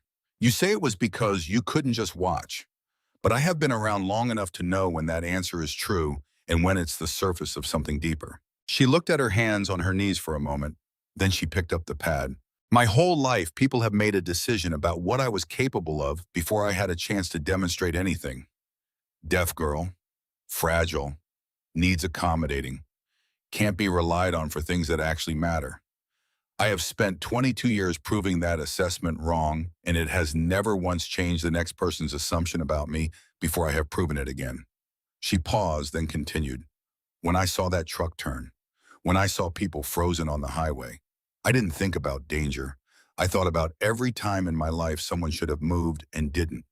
Every time I was the person who didn't get the help that was right there because the person who could have given it decided the situation didn't require it. I was not going to add one more moment to that particular collection." Clint read this with the same deliberate attention she had watched him give everything she had written to him since the hospital. Then he wrote his response slowly, and the slowness was not hesitation, but care. "I lost my wife 11 years ago. Highway accident. Different kind of highway, different kind of accident. I was there. I watched people freeze the way you described. And by the time anyone moved, it was too late. I have carried that for 11 years. The specific version of it that belongs to the person who did everything he could and still lost her because the ones who could have helped faster chose not to." She looked at him for a moment and understood with a clarity that her silence sometimes gave her, in moments that required it, a clarity that bypassed sentiment and went directly to what was real, why her presence on that highway had broken something open in him, why his gratitude had a depth that went beyond what one act of courage toward a stranger typically generated. She wrote, "We are not in the same situation." He wrote, "No, but there is something that holds them together, and I think you know what it is." She did know. The specific thing that held them together was the knowledge of what it cost to be the only person who moved when everyone else was standing still, and the knowledge of what it cost to watch someone move too late. She had lived in the first of those knowledges her whole life. He had been living in the second for 11 years. And somewhere in the collision on Highway 93, the two knowledges had found each other in the specific way of things that recognize their own reflection. Minnie came to the porch doorway with the particular care of someone interrupting a moment she had accurately assessed and was reluctant to disturb. She held out a folded piece of paper. "Seth says you need to see this tonight. He said it changes tomorrow's plan." Clint unfolded it and read it and passed it to Jessica, Seth's handwriting tight with urgency. Cross-referenced ownership records one more time. The private security firm contracts with 3 law enforcement agencies. It is also connected through a Delaware holding company to the hospital administration consulting firm managing Wickenburg Regional. But there is a third connection I missed until tonight. The same Delaware company holds a minority stake in a commercial real estate development corporation that Riggs founded 22 years ago. Riggs is not just the person at the center of our diagram. He built the diagram. Every institution we have been dealing with, law enforcement, hospital administration, corporate security, has been modified over years to serve as components in a system he designed. We have not been fighting corruption. We have been walking around inside a structure someone built specifically to contain situations exactly like this one. Jessica read this and felt the floor of her understanding shift in a way she recognized as the difference between comprehending something intellectually and comprehending it completely. She wrote at the bottom of the page, "How do you fight something someone built around you?" Clint wrote beneath it without hesitation, "You find the thing at the center that holds everything else up, and you take that out first." She looked at him. He looked back. And in the particular quality of the shared silence between them, she understood that whatever was coming with the morning, she was not approaching it from the position she had occupied most of her life, which was the position of someone navigating alone through a world that had not been designed with her in mind. She was approaching it from somewhere else entirely, from the specific position of someone who had already run into one fire and come out the other side, and who had been claimed without ceremony and without condition as someone worth protecting by the community on the other side of that fire. The morning came early and clear, and the convoy assembled in the compound's yard before the sun had fully cleared the mountains, 98 people operating with the specific quiet efficiency of a community that had learned to move together without the noise that most group action generated. Jessica stood beside the lead SUV and watched them organize and counted them the way she counted everything. And when she reached 98, she thought about what Seth had said about the structure Riggs had built over 22 years to contain exactly this kind of situation. She thought about what Clint had written in response. Find the thing at the center that holds everything else up, and take that out first. She got into the SUV. Waylon took the seat beside her. Seth was already in the front, laptop open, fingers already moving. And the convoy moved out of the mountain compound and down toward the highway and toward Phoenix and toward the thing that was coming, whatever shape it would take when it arrived. The highway unrolled ahead of them in the early morning light, and Jessica watched it and thought about the last time she had driven this stretch of road, and what had been on her mind then, which was the physical therapy appointment she had rescheduled twice, and the particular mathematics of a surgery she could not afford in time. The numbers were still the same. $11,000 against $150,000, the gap between them unchanged by everything that had happened because savings accounts did not respond to dramatic personal events. What had changed was the space around the numbers, the context in which they sat. 3 days ago, those numbers had defined the outermost limit of her possible future in the way that fixed points define a map. Now they were still there, but they were surrounded by other things, by a community that had claimed her without her asking, and a man who had told her with complete structural certainty that she was not alone. And by whatever was coming in Phoenix, when the convoy arrived at the federal building where Agent Amani Blackwood was waiting to receive the evidence that Seth had spent 3 days building into something that could bring down an architecture that had taken 22 years to construct. She watched the highway and felt the vibration of the convoy through the SUV's chassis and let the morning do what mornings did, which was to arrive regardless of readiness. They were 40 minutes outside of Phoenix when Seth looked up from his laptop with an expression she had learned to pay attention to when it appeared. Not the expression of someone finding a new connection in the data, which was a specific and somewhat satisfied quality, but the expression of someone finding something that had been present all along and that changed the meaning of everything that preceded it. He wrote without preamble, "Riggs is already at the federal building. He has a meeting with someone from the Deputy District Attorney's office this morning. He scheduled it 2 days ago, before we sent anything to Blackwood." The SUV was quiet for a moment, in the way spaces went quiet when a piece of information reorganized everything around itself. Waylon wrote, "He's not running, he's managing." Seth wrote, "Someone told him we were coming. Not specifically, not what we have, but enough. Someone in Blackwood's team, or someone adjacent to it. He's trying to get in front of this the same way Monroe got in front of the narrative after the crash. Jessica wrote, "We need to tell Blackwood right now." Wayland was already on his phone. His expression during the call, which she could not hear, but could read in the movement of his face, went through several shifts before settling on something that was neither reassured nor fully alarmed, but occupied the specific territory of a situation that is more complicated than previously assessed and is being managed accordingly. He wrote when he finished, "Blackwood didn't know Riggs had a meeting scheduled. She's looking into it. She says we keep the original plan. We arrive, we give the statement, we give her everything Seth has.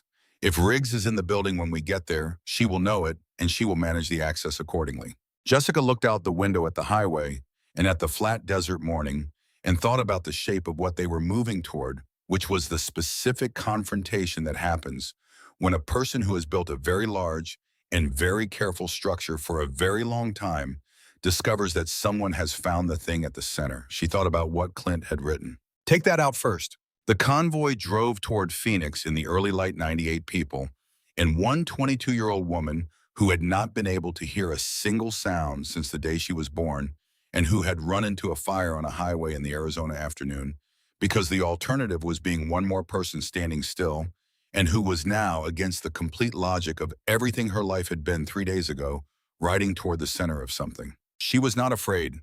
She noted this with the precise attention she gave to her own internal states because accurate self-assessment was also something her silence had developed in her.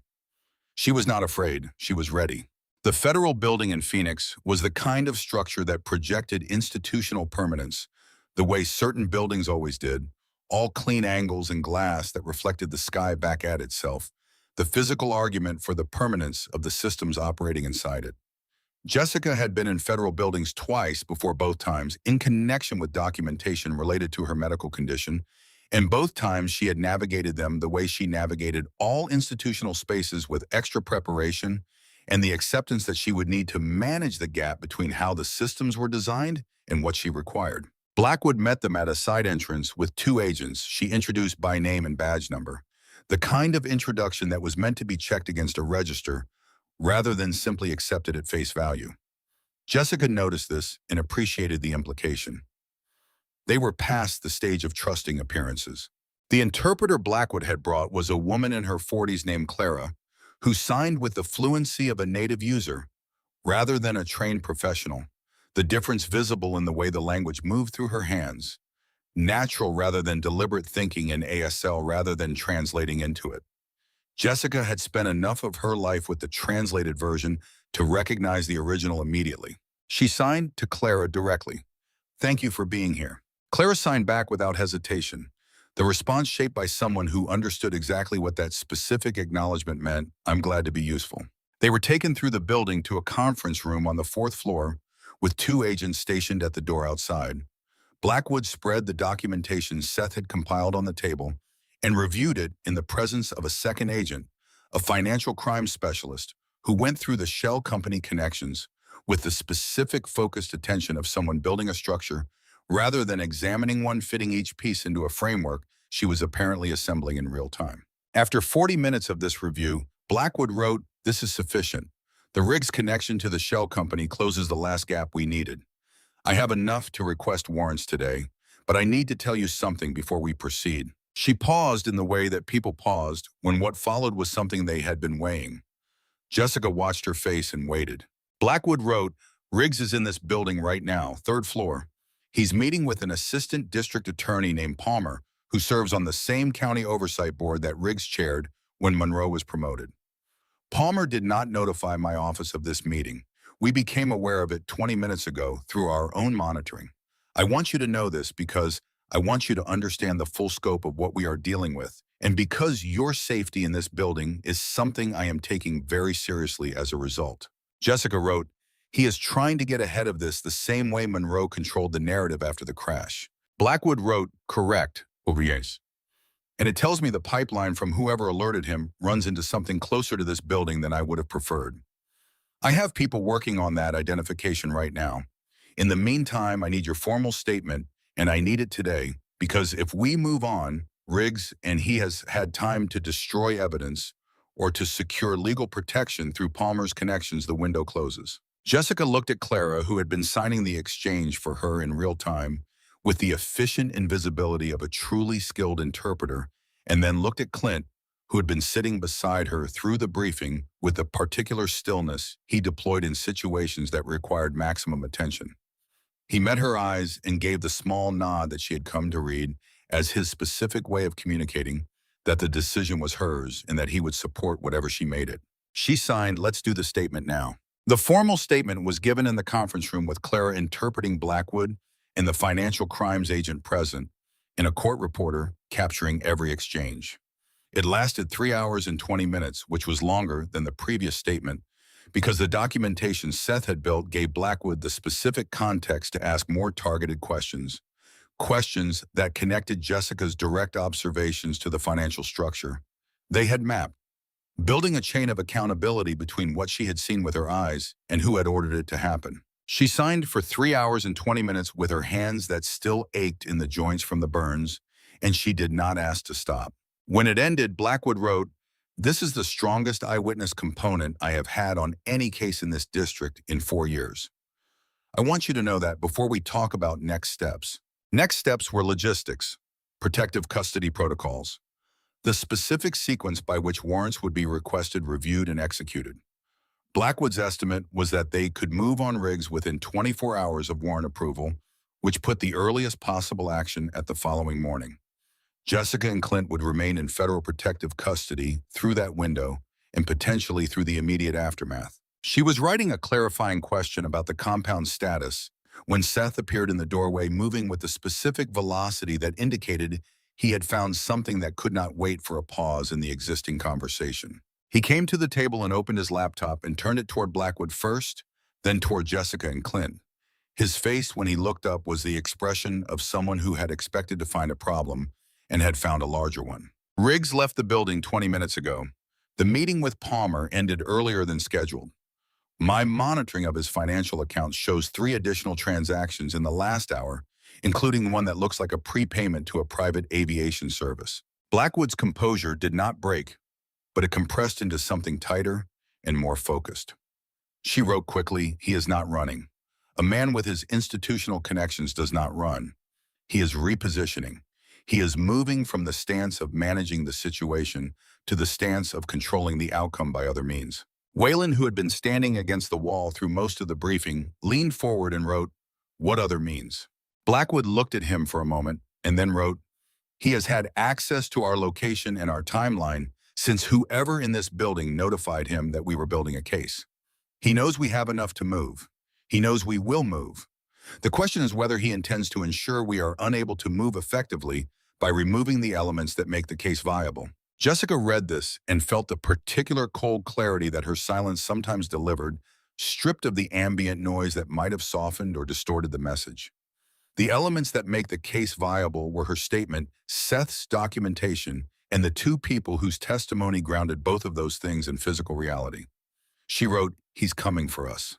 Blackwood wrote, "That is my assessment, which means we do not wait for morning." The evacuation of the federal building happened with a speed that suggested Blackwood had been thinking about this contingency before she said it aloud, the specific preparation of someone who had been in federal work long enough to plan for the situation in which the situation deteriorated faster than the official timeline.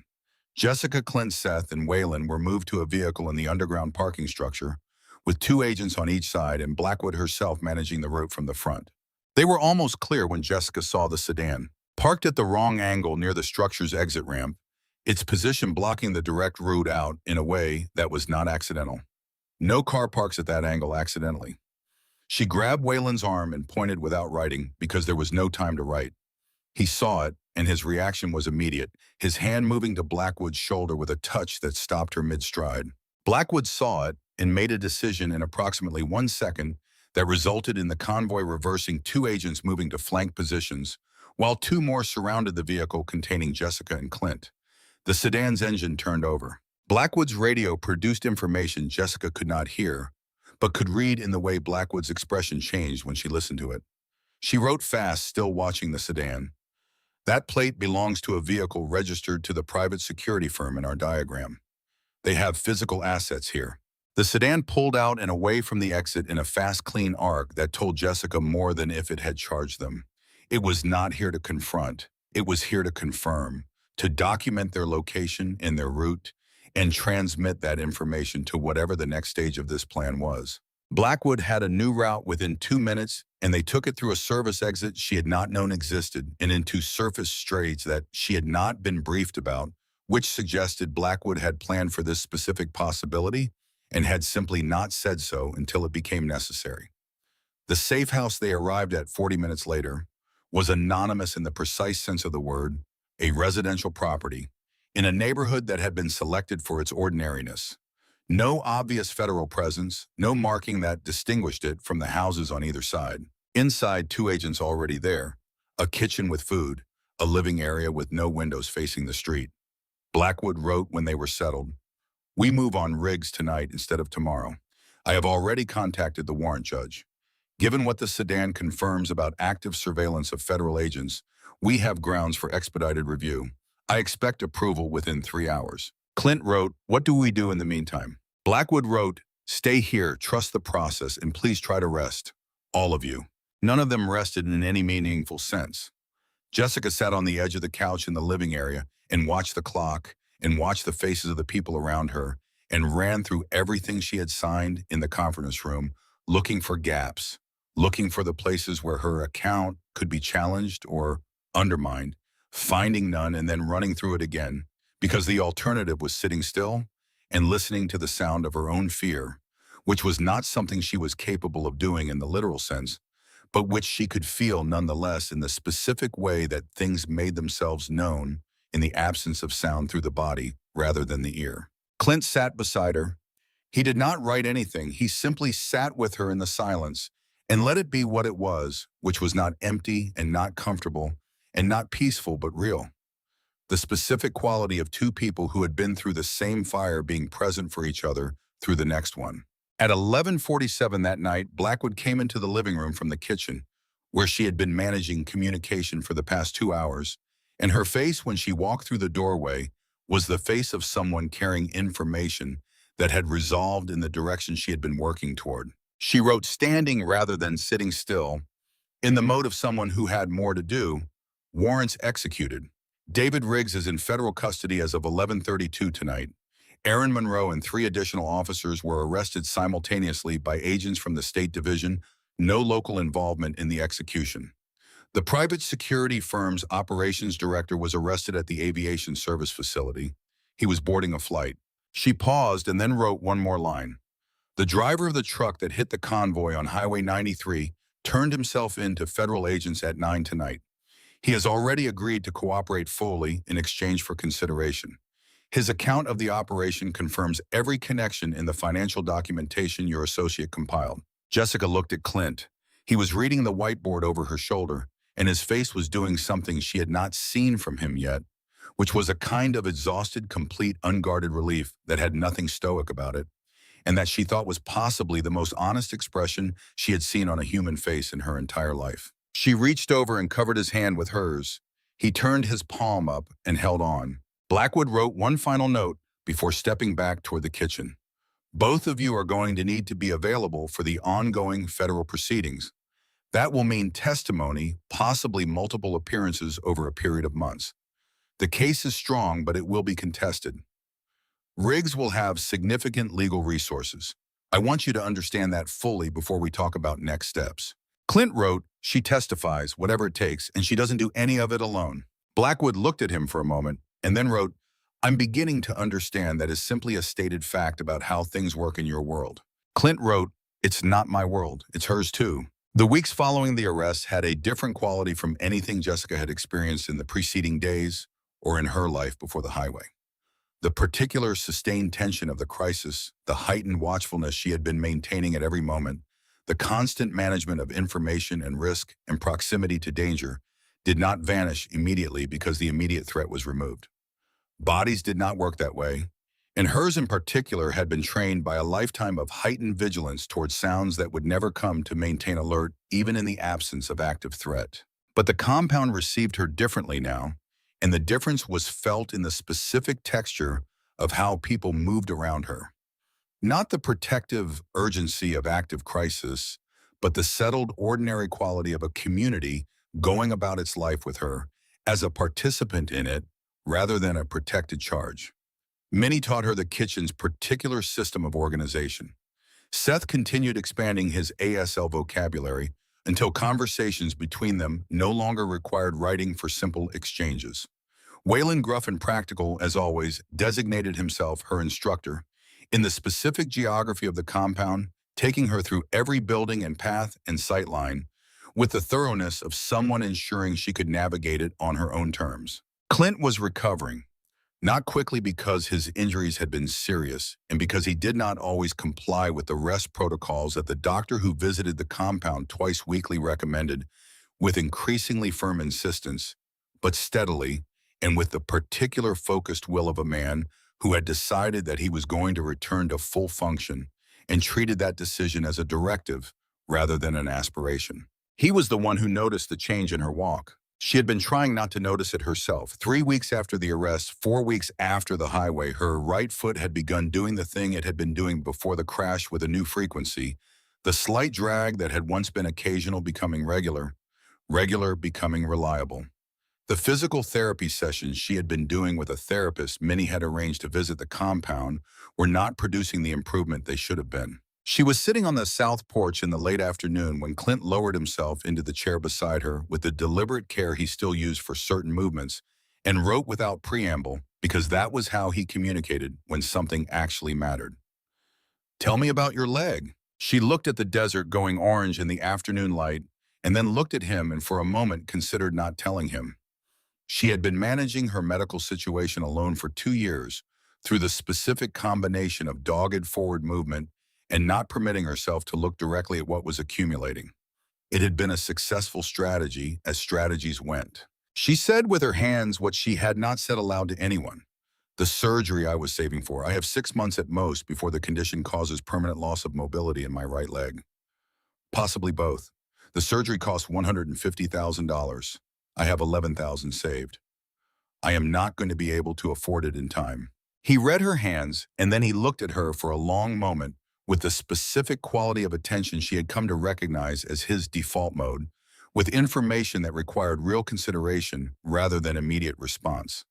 Then he wrote, "Give me a week." She started to write a question, and he shook his head. He wrote 1 week. She looked at him, and then she nodded because in the months she had spent in his proximity, she had developed a sufficient understanding of who he was to know that when he said something with that particular quality of certainty, the question was not whether he meant it, but only what form the meaning would take when it arrived. The compound shifted over the following week in ways she noticed but could not interpret. Conversations that stopped when she entered rooms. Waylon and Seth disappearing for periods and returning with the specific look of people who have been handling logistics. Minnie managing the kitchen and the communications and the general administration of the compound with a focused efficiency that exceeded even her ordinary high standard. The arrival of unfamiliar vehicles over 3 consecutive days, riders she had not seen before greeting Clint's people with the easy familiarity of people who shared a history rather than meeting for the first time. At the end of the week, she woke in the morning to the vibrating pulse of the nightstand device, which was not an alarm but a signal from inside the compound itself, a system Waylon had explained to her in one of his practical, methodical tours of the place. She dressed and stepped out into the pre-dawn and stopped. The courtyard was full, not with the compound's ordinary population, but with something far beyond it. Motorcycles filled every available space in the yard, and along the access road, beyond the gate rows of them, in the pale early light, their chrome catching the first suggestion of morning in small, bright points. People were still arriving, headlights moving down the mountain road in a continuous stream that she watched for a full minute before she could fully process what she was seeing. Clint found her on the porch. He was walking without the cane today, moving carefully, but under his own complete authority, and his expression when he looked at her face reading the courtyard was the expression of a man who has arranged something and is watching the person it was arranged for see it for the first time. He handed her a notepad. "I have been riding with these people for 30 years. Every one of them in that yard is here because I asked them to come. Some of them owe me money. Some of them owe me something more significant than money. Some of them simply understand that when a person runs into a fire for someone in this family, That act belongs to all of us, and the response to it belongs to all of us. Today we are going to Los Angeles. All of us. All 98 of the people who have been here since the beginning, and every rider you see out there who came because family means something more than a word on a patch. We are going to that hospital and we are paying for your surgery in full. Today. In cash. She read this 3 times. Her hands were not steady when she looked up from the pad. She signed, and it was Clara who was beside her because Clint had apparently arranged for Clara to be at the compound as well tonight, and this morning a detail that told her something about the scope of what he had planned and the care with which he had planned it. This is $150,000. Clint wrote, 30 years of people who owe me things adds up to more than you might think. And every dollar that's in that courtyard came because someone chose to put it there. Nobody was pressured. Nobody was obligated. They came because they wanted to. She wrote, her handwriting as unsteady as her hands. Wait, he wrote back, and this was the thing she would carry with her longest out of everything in all of this. Because you ran into a fire for a stranger without looking to see whether it was worth it first. In 30 years of writing, I have met very few people who can do that. And every person out there today recognizes it because they have been trying to be that kind of person their whole lives. You showed up and just were it, naturally. Without thinking about it, we owe you a debt that money does not fully cover, but it is the debt we can pay today, so we are paying it. The convoy that left the compound was the longest she had ever seen organized around a single purpose. She could not count all of them from inside the SUV, but Waylon wrote 98 plus an additional 173 who had joined from 3 other chapters, 271 riders total, moving in the precise disciplined formation that this many people moving together required, filling the highway in a procession that drew cars to the shoulder, to watch drew people out of their homes along the route, to stand at the edges of their yards and lift their hands in gestures that required no translation. They arrived at the Los Angeles hospital before noon. The sight of more than 200 motorcycles filling the surrounding streets, in the parking structure, and the access roads drew immediate wide-eyed attention from hospital staff and administration, who came to the windows and doors and, eventually to the lobby entrance, with the specific quality of people who were not afraid but were not entirely sure what they were witnessing. Clint walked into the hospital lobby with the specific authority of a man who had never been comfortable with entrances, but understood when one was required. He was flanked by Waylon and 2 others, and behind him at a distance that was both respectful and entirely unambiguous was the rest of the delegation that had come inside. Jessica walked beside him.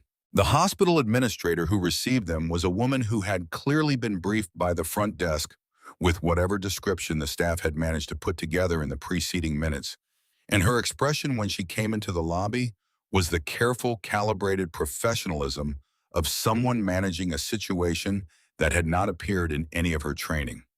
Clint's representative, a man named Garrett, who Seth had explained held a business degree and had spent the past week doing nothing except ensuring that this moment went exactly right, presented the documentation. The certified check, the medical authorization, the letter from Jessica's Los Angeles specialist confirming that the surgical team was available and the procedure could be scheduled within the week.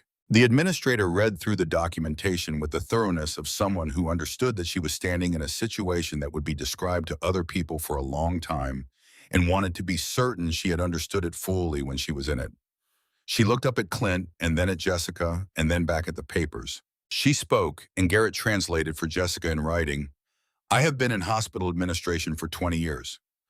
I have never seen anything like this. Is there anything your patient needs that we haven't already covered in these documents?" Clint wrote 1 line and handed it to her. "Just make sure she walks out of here as well as she walked in. The rest is already handled." The surgery was scheduled for 4 days later with the specialist who had first described it to Jessica on a notepad in a consultation room where no interpreter had been available. He received the news of the funding with an expression that went through surprise before settling into the specific satisfaction of someone whose work had been given the conditions it required to actually be done. He spent 2 hours going through the preoperative consultation with Clara, present, throughout the specific precision of his technical communication, finally reaching her completely, rather than reaching her in the diluted, imprecise form of a hurriedly written note. The morning of the surgery arrived with the particular quality that mornings arrived when they were the specific morning a thing was going to happen that you had been moving toward for a long time. She was in the preoperative room in the hospital gown that was its own specific form of vulnerability, the particular managed exposure of someone who had given over to a process they could not control when Clint came in. He had been allowed back because he had simply walked back and nobody had found a sufficient reason to redirect him. He sat in the chair beside the bed and took her hand without preamble, and they were there for a while together in the silence, which was their silence now, the one they had built between them over the weeks in the compound on the south porch and in the kitchen and in the hallways in the small hours when neither of them was sleeping. It belonged to both of them. When they came to take her back, he signed. He had been practicing for weeks going over vocabulary with Seth in the evenings, his large hands working through the shapes, with the patient determination of a man who had decided to do something and was going to do it until he could do it correctly. He signed, slow and careful and entirely readable, "I will be here when you wake up." She signed back equally slow because she wanted him to read every syllable, "I know." She woke in the recovery room. It was Clara who was there when her eyes opened, which meant Clint had arranged for Clara to be there, which meant he had thought about exactly what she would need and made certain it was present. She was the first person Jessica signed to in the new body. She was waking into the body that had been opened and repaired and was beginning the long process of relearning what it was capable of. She signed, "How did it go?" Clara signed in, "The surgeon says it went as well as it possibly could." Clint is in the hallway. He has been there for 6 hours. The nurses are very impressed with his willingness to sit absolutely motionless in one spot for extended periods. Jessica felt something in her chest release in a way that was different from any of the relief she had felt in the preceding weeks, all of which had been relief from specific acute dangers. This was a different kind, the kind that came from something being actually finished rather than merely interrupted. She signed, "Tell him he can come in." The recovery that followed was months of physical therapy and slow, real progress, in the particular hard work of a body rebuilding something fundamental. There were bad days when the leg refused to cooperate as instructed, and good days when it did things it had not done in 2 years. And the accumulation of good days gradually outpaced the bad ones in the way that real healing worked, not dramatically, but persistently. She did the work at the compound's facility with a therapist who had been arranged by many and who had the particular quality of professionalism combined with genuine investment in the outcome that made the difficult sessions bearable by making them feel purposeful.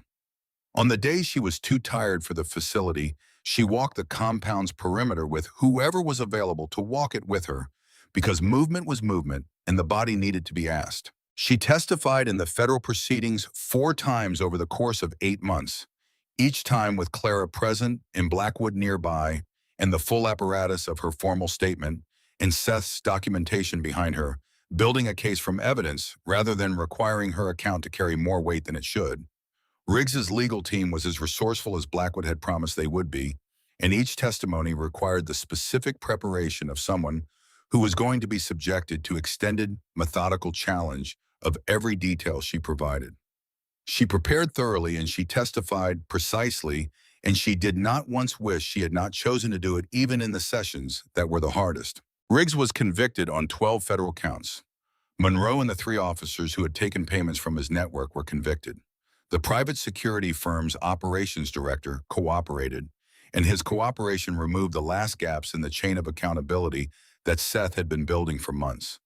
The system that had been constructed over the 22 years to enable what happened on Highway 93 and to protect the people responsible for it was dismantled piece by piece through the specific patient work of federal prosecution, supported by the very thorough documentation that a man in his late 20s had compiled on a laptop in a mountain compound, while everyone else was managing the immediate emergencies. On the morning she walked without a drag, she did not announce it.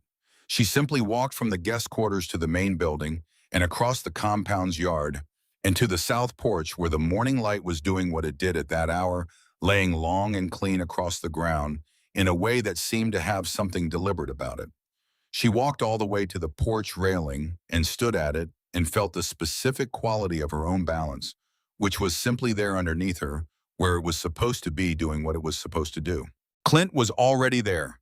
He had the particular quality of someone who had been sitting in that chair for a while before she arrived, watching the mountains, the way she had seen him watch them on other early mornings with the specific attention of someone who did not need them to offer anything except the fact of being there. He noticed her immediately.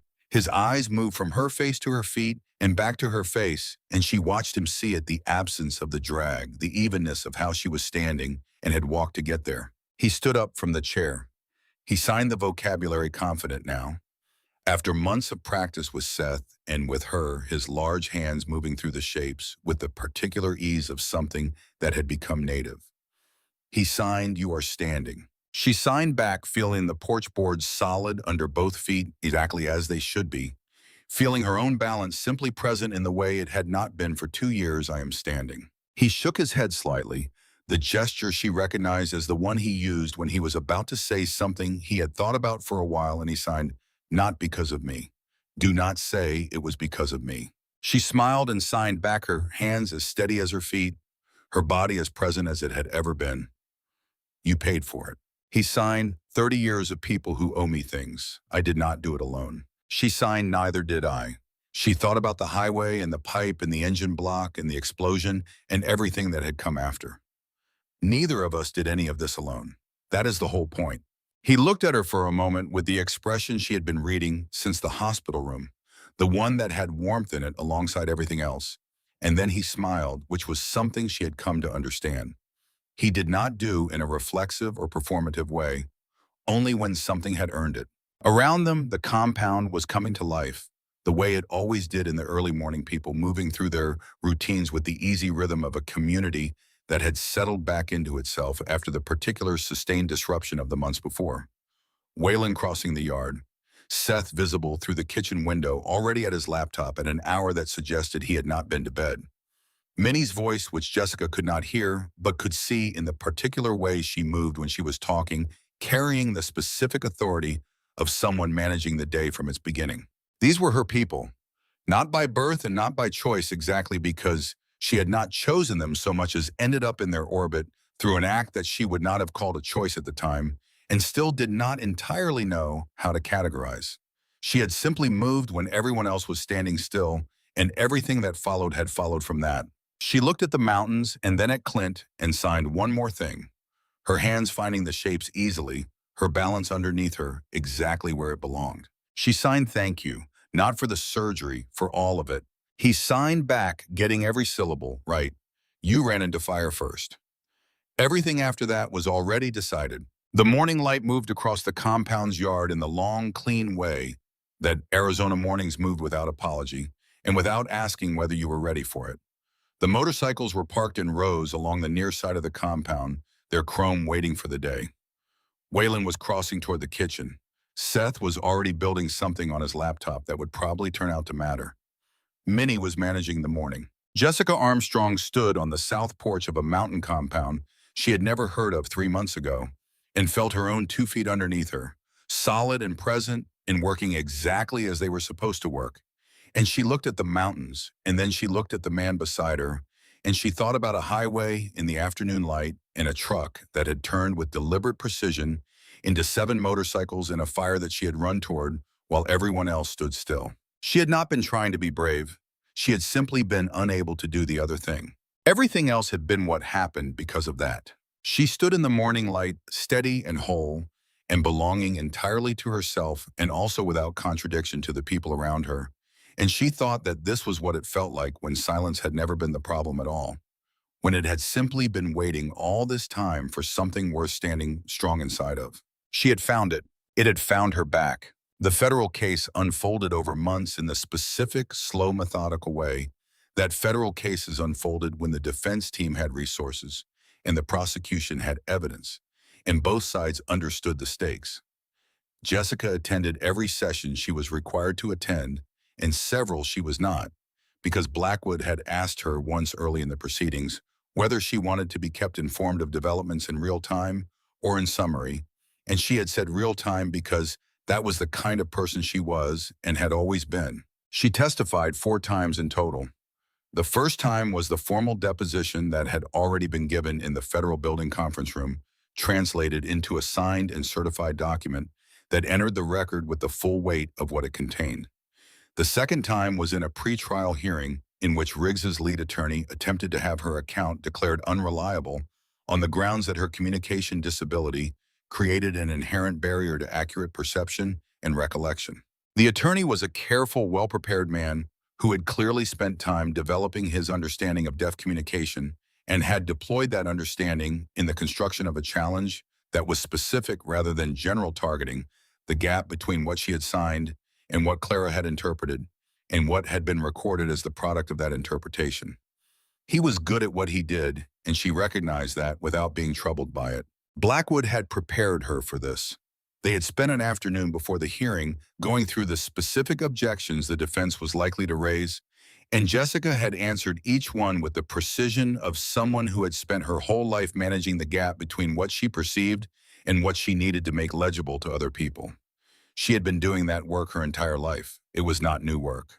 The attorney asked through the interpreter whether she could describe precisely how she had assessed the truck's intentionality, given that she could not hear the engine sounds that would normally inform such an assessment. She signed Clara, giving it to the room. My eyes compensate for the absence of sound in a very specific and measurable way. I have been developing this compensation since birth. I do not hear a vehicle's engine to know whether it is accelerating or decelerating. I read the vehicle's movement, its relationship to other objects in its environment, the pressure differential between its speed and the speed of the objects around it. I watch that truck maintain a precise interval alongside 7 motorcycles through 2 curves in the road over the distance of approximately a mile. A vehicle that has lost control does not maintain a precise interval. A vehicle that is experiencing a medical event does not maintain a precise interval. A vehicle that is being driven by a person making a deliberate choice maintains a precise interval because the driver is making the adjustments required to maintain it. I described a vehicle being controlled.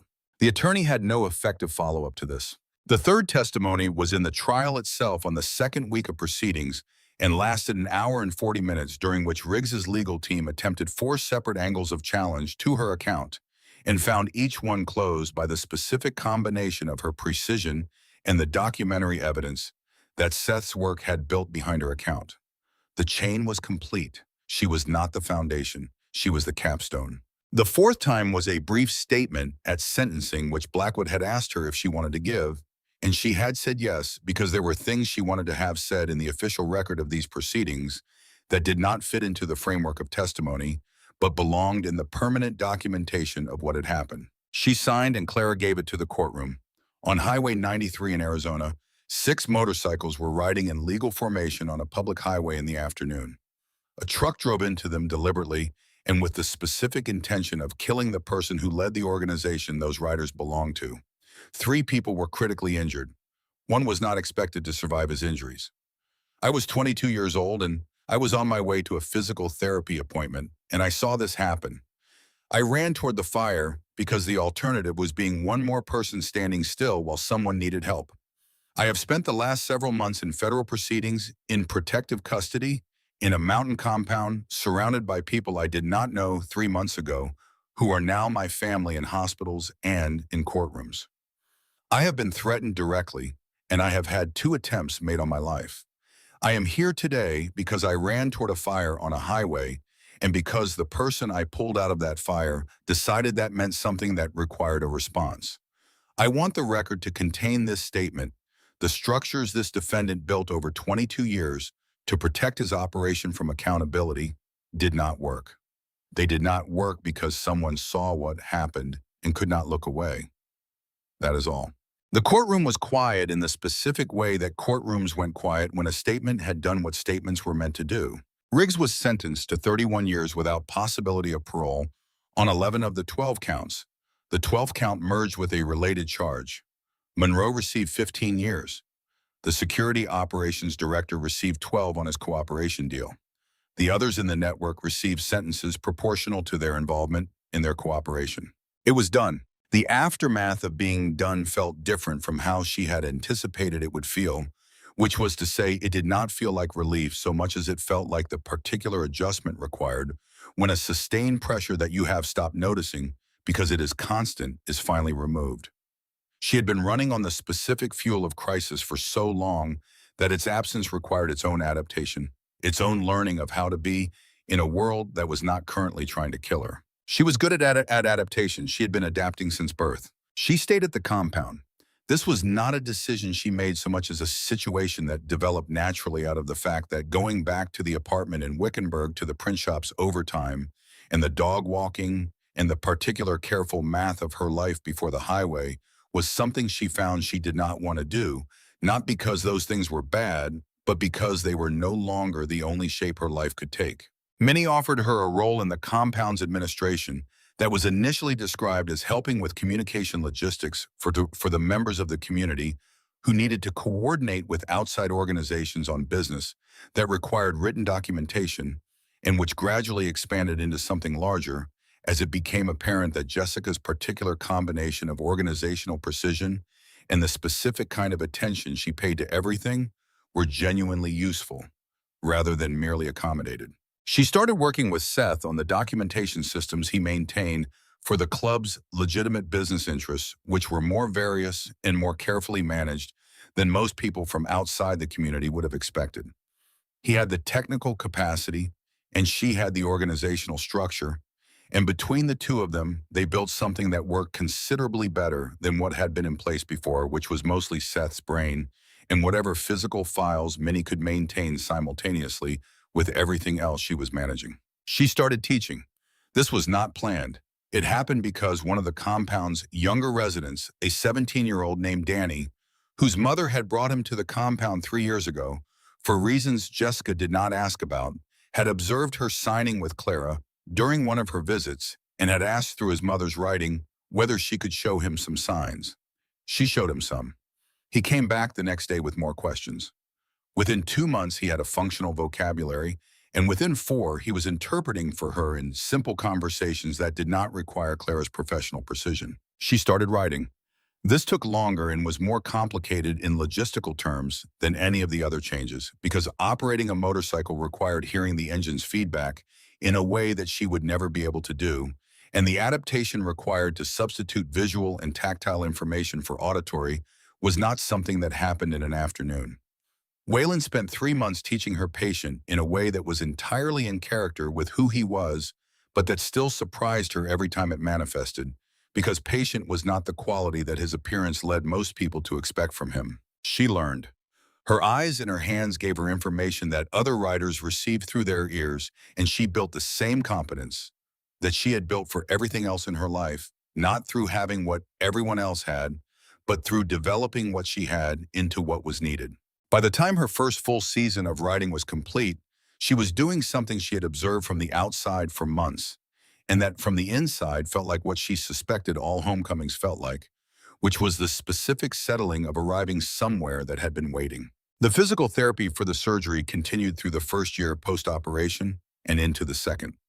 Her specialist in Los Angeles had scheduled follow-up appointments every 3 months, and Jessica made every one of them, writing down with Waylon or Clint or both the appointments themselves, becoming occasions that were as much about the particular quality of time spent in transit with people she cared about as they were about the medical outcomes, though those were also good and getting consistently better. At the 18-month follow-up, the specialist wrote in his assessment that her recovery was exceptional, a word he did not appear to deploy lightly, and that the trajectory indicated full restoration of function without the progressive deterioration that had been the original prognosis. She read this in the consultation room with Clara beside her and Clint in the waiting area outside where he had been sitting for the duration of the appointment, with the stillness that was simply his native mode. And she read it twice, and then she looked at Clara, and Clara signed back something that was not in the medical record, but that was the correct response. Good. She carried the assessment out to the waiting room and handed it to Clint without comment. He read it. His expression went through the specific sequence she knew well by now. Then he handed it back and wrote on the notepad he still carried. This was always going to be the outcome. She wrote back, "You don't know that." He wrote, "No, but I intended it to be." She looked at him and thought about a truck turning hard into a convoy of motorcycles on a highway in the Arizona afternoon, and a man who had spent his last conscious moments shielding her body from an explosion with his own, and who had from the ICU with the particular resources available, to a man who had spent 30 years building loyalty through showing up for people arranged for a vibrating alarm system to be installed in a room she had not yet arrived in. She wrote, "You arranged the alarm before you knew I was coming to the compound." He wrote, "I arranged it when Waylon told me you were deaf and I knew we were going to bring you somewhere." She wrote, "You were in intensive care." He wrote, "I have a phone." She looked at him. He looked back. And the expression on his face was the one that had warmth in it and certainty in equal measure. The expression she had been reading since the first hospital room. And it was the same now as it had been then. Unchanged by the months and the proceedings and the hard work of recovery and the 1,000 ordinary mornings that had accumulated between the highway and this consultation room in Los Angeles. She signed, "You knew even then that I was going to stay." He signed back, careful with each shape the way he always was. "I knew you had somewhere to be." She looked at her hands, which had been burned and healed, and signed tens of thousands of words, and learned to hold motorcycle handlebars, and were currently folded in her lap in the consultation room that smelled like medical offices, smelled everywhere, clean and slightly too controlled, and she thought about all of the things her hands had done and all of the things they were going to do. She signed, "It wasn't supposed to be like this. I was supposed to go to a physical therapy appointment and come back and keep saving toward a surgery I couldn't afford and keep doing the math on something that wasn't going to work out in time." He wrote because this was the kind of thing he communicated better in writing, where the words sat still long enough to be read at the right speed. Sometimes the life that was supposed to happen gets interrupted by the life that was waiting. She read it twice, then she put the notepad on the chair beside her and signed it, taking her time with each word, making certain it was right. "I'm glad I ran toward the fire." He signed back, and this was the last thing, the thing that landed at the specific depth where language met the place beneath language and remained there. "So am I." Every day. The drive back to their compound was long, and the desert was doing the thing it did in the late afternoon, going from the flat white of midday to the particular saturated warmth of the hours before evening, the light taking on a quality that changed how everything looked in the specific way of light that had traveled a long distance to arrive. She rode in the passenger seat and watched the highway and felt the vibration of the road through the vehicle's frame and thought about the highway and the fire and the beginning of everything. She thought about the surgery and the compound and Minnie and Seth and Waylon and Danny and Clara and the 98 people who had filled that courtyard and the 271, one who had ridden to Los Angeles because a man asked them to, and they came. She thought about the testimony and the sentencing and Blackwood's expression when the jury returned and the specific, genuine sound of Clint exhaling beside her in the courtroom when the verdict was read, which she had felt rather than heard through the particular proximity of two people sitting together through something that mattered. She thought about what it meant to have run into a fire and to have come out the other side of it, not merely intact, but expanded her life larger on the far side of the danger than it had been before the highway in ways she could not have invented if she had tried. The compound came into view as the convoy crested the mountain road, the buildings resolving out of the early evening in the way they always resolved when you came at them from this direction, emerging from the landscape as though the landscape had produced them rather than humans having built them. The lights were on in the kitchen and the main hall, and she could see through the main building's window the movement of people going about the ordinary business of the evening in a community that had its own rhythms and its own particular way of living inside them. She got out of the vehicle and stood in the courtyard and looked at the compound and felt her own feet under her, both of them, solid and even, and exactly where they were supposed to be. Clint came around from the driver's side and stood beside her, and they looked at the compound together in the early evening light, and for a while nobody said anything, and nobody needed to. Then he signed simply home. She signed back, her hands steady and her balance exactly what it should be, and her life on the other side of the fire larger and more complete than anything she had managed to imagine before she ran toward it home.